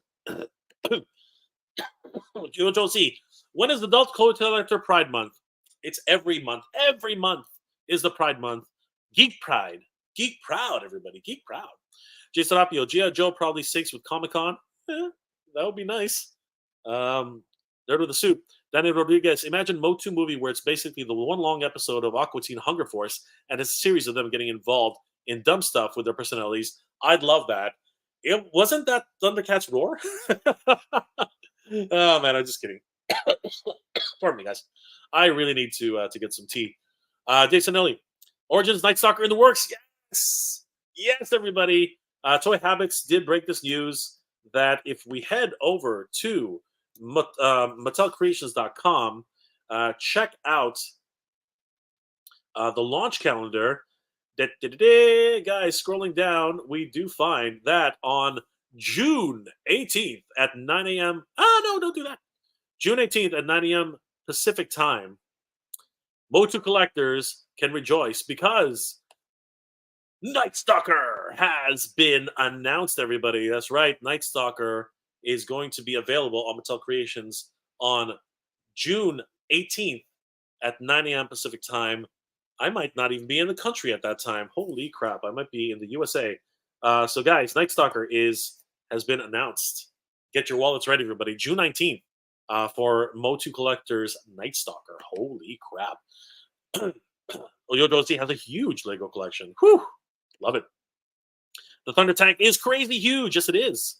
It is ridiculous. Regarding Thundercats, I found a Hot Wheels Thunder Tank and Smith's Toys. Nice, Cora. It's a beautiful thing, isn't it?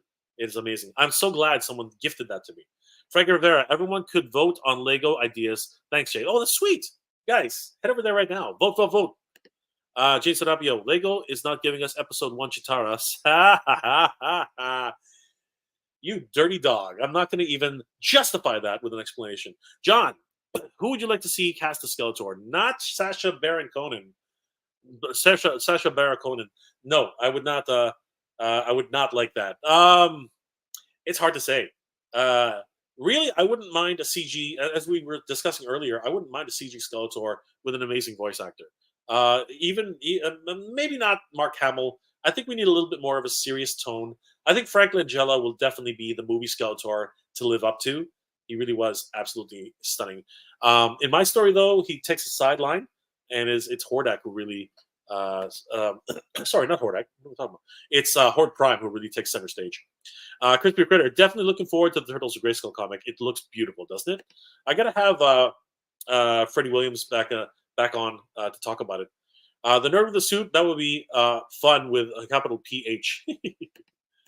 Pop Culture and Plastic. I'd like to see a live-action Motu film be a cross between Lord of the Rings trilogy, the original Willow film, and some filmation ideas. That would be amazing. Ryan Ventek, just give us a mature Conan, Red Sonja style sword and sorcery fantasy epic for Motu. It's not that hard. Oh, it is incredibly hard, my friend. It is incredibly hard. No matter what, trying to live up to the expectations of fans around the world is incredibly hard. Yojo C, Thundercats movie, Margot Robbie, Chitara, ran like Lionel, Ken and Barbie crossover. That would be a lot of fun, my friend. Holy crap. Oh, guys, before, actually, you know what? Shameless plug, one last time, just because I can. You know, I've got your undivided attention, so might as well. Guys, I am opening up a merch store very, very soon. So if you'd like to support the channel, please consider picking up a t-shirt or a mug. This really does help support the channel and will help me get some funds to reach San Diego Comic-Con this year because there's a huge event coming up and I don't want to miss it. I haven't been back to Comic-Con in 3 years, and this will be my first time back. And I really could use some support on that because it is expensive, hugely expensive to go to Comic-Con, and I really do need some support. So instead of just asking for help, I always want to give forward and pay it forward and make sure that if I am going to get some support from you guys get some awesome merch in return. There are two styles of t-shirts. Of course, there's the Geek Proud shirt. I really should just stay here. There's the Geek Proud shirt. As you can see here, it comes in blue, in black, and in blue. Again, show your Geek Proud nature with this incredible shirt. It does have the Nega Jay Retro branding. Of course, it's my shirt. So, yeah, guys, would love it if you guys would pick up one of those shirts. That would be great. I also have the Nega Jay Retro logo shirt. Again, comes in black and in blue. You guys can show off your geeky nature at conventions, on the street, just showing off that you support Nega Jay Retro with this amazing Nega Jay Retro shirt. You guys, I think it's stylish. I think everyone would look great in this shirt. I also have a double-sided version of the shirt, a little bit more more pricey, but Geek Proud in the back, and of course Nega Jay Retro in the front. This one's going to be a popular shirt, guys, for sure. Help support the channel by picking up one of these, and of course, to help you get up early in the morning, why not start your morning Geek Proud? Who doesn't want to start off their Geek Proud morning by having a cup of Joe in your Geek Proud mug? And of course, your buddy Nega Jay Retro is there for you. I am going to be there every single morning to wake you up with a cup of coffee. That's right, everybody. Nega Jay Retro cup the mug. It's never looked better than this. It actually is quite incredible. Guys, definitely, if you're interested in any of these merch, if any of the merch here, please support the Nega Jay Retro channel. I will have a launch video coming up very soon, and I really do appreciate all the support from you guys. You guys are the best. This is just my way of asking for support, to help me get to San Diego Comic Con, but at the same time, pardon me, guys, giving some amazing merchandise back to the community because you guys would look amazing in a Geek Proud shirt. Don't you think? Don't you think you guys would look amazing in a Geek Proud shirt? Of course. Wouldn't you look amazing with Nega Jay Retro on your back? Wouldn't that be incredible? Guys, thank you so much for being here tonight. It's been an amazing evening. You guys are the best. Let's see here. We got some more comments but as we're logging off. Pardon me. Pop culture and plastic. I'd like to see a live action Motu film cross between the Lord of the Rings trilogy, the original Willow film, and some Filmation details. That would be really sweet. Absolutely, my friend. Yeah, Thundercats movie.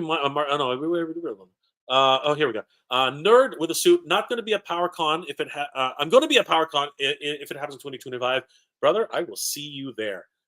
Definitely would love to meet you guys at PowerCon. It was a blast last year, and it's unfortunate it's not happening this year. Andrew Davis, Jay, you got a link? You got a link to the Lego Thunder Tank? Stuff. I should really put that in the. Yeah, that would be smart, wouldn't it? That would be a smart thing. And of course, I'm not that smart. There you go, guys.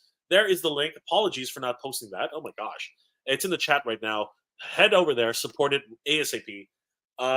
Brett Seaman, Strange. Sacha Baron Cohen mentioned Skeletor in the Ali G film.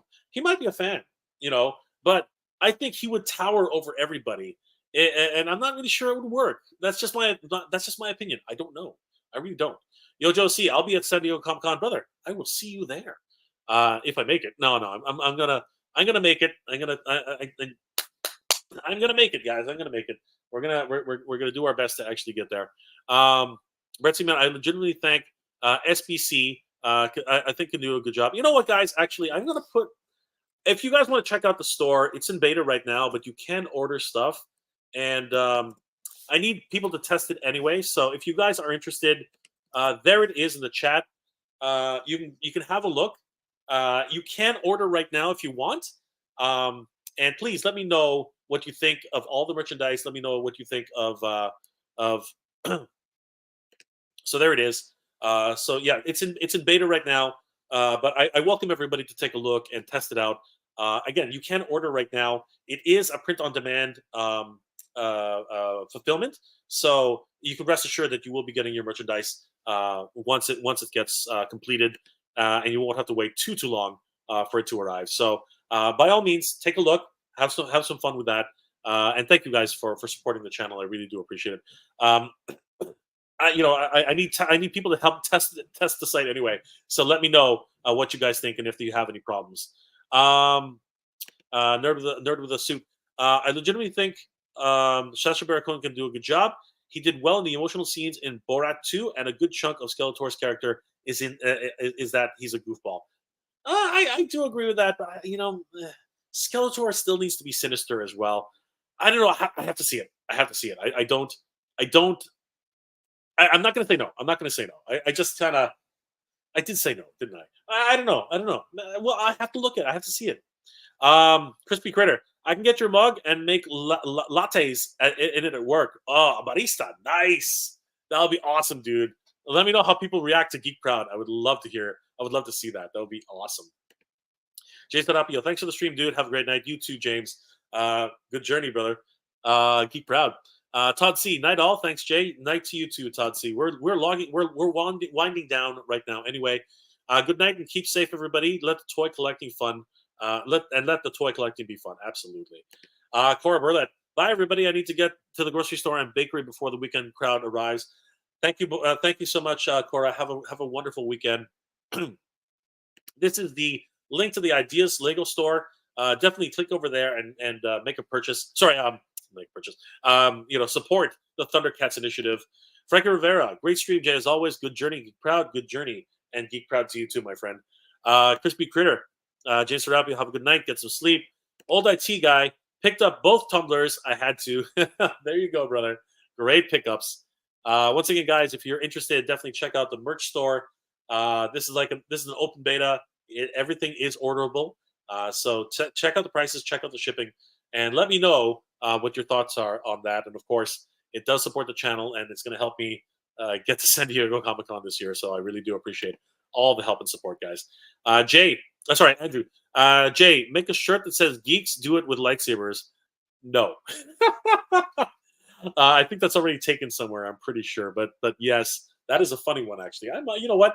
I'm gonna keep that in my back pocket. It's not very Nega Jay Retro-ish, but one day, you never know, it might actually be a thing. Crispy Critter, good night, everybody, and good journey. Absolutely, my friends. Guys, thank you so much for being here tonight. It's been an absolute pleasure. I hope you're all doing well, staying safe. Huge thanks to Obi-Wan for the $5 super chat, my friend. You are amazing. Thank you so much. And of course, huge shout out to Ramen Toy for the $20. What's it called? Hong Kong, I believe it's Hong Kong, or is it no Singapore dollar? 20 Singapore dollar super chat. Thank you so much, my friend. Guys, Ramen Toy is going to be at Joe Fest in a couple of weeks, along with me, and we're going to get to see some of his amazing offerings for GI Joe. For Army-based 6-inch figures at the show. It's going to be amazing. Nerd with a suit. Take care. Take care to you too, my friend. Good journey. Geek Proud. Dave Sinelli. Me getting the last comment. Almost. Andrew Davis. You got to make a Geek Proud bandana for Oz. Ooh. But if he's the only one who buys it. Oh my gosh. Well, I'll give it to Dave. There you go, Dave. Last comment. Oh, there we go. There he is. So Dave got the very last comment. Huh? Guys, thank you for being here tonight. It's been an absolute pleasure. You know my thoughts about Master Universe now for the movie. I hope that you guys enjoyed hearing my thoughts about Master Universe. My good friends, Awesome Magic Toys, and of course, Brick Something. Definitely give them a like and a follow, and follow them on their YouTube channels. They are amazing creators, and they've been amazing guests this evening. Guys, I have 2 more comments left. Ryan Ventek, looking forward to seeing more of those 6-inch soldiers. And Dave Sinelli does have the last word tonight. Hey, guys, thank you so much for being here tonight. It's been an absolute pleasure. I hope you're all doing well, staying safe. And as always, everybody, thank you very much for watching. We have the power, everybody. We have the power. And the Master Universe movie is going to happen whether we want it to or not. And I'm looking forward to it. Good journey, everybody. Geek Proud.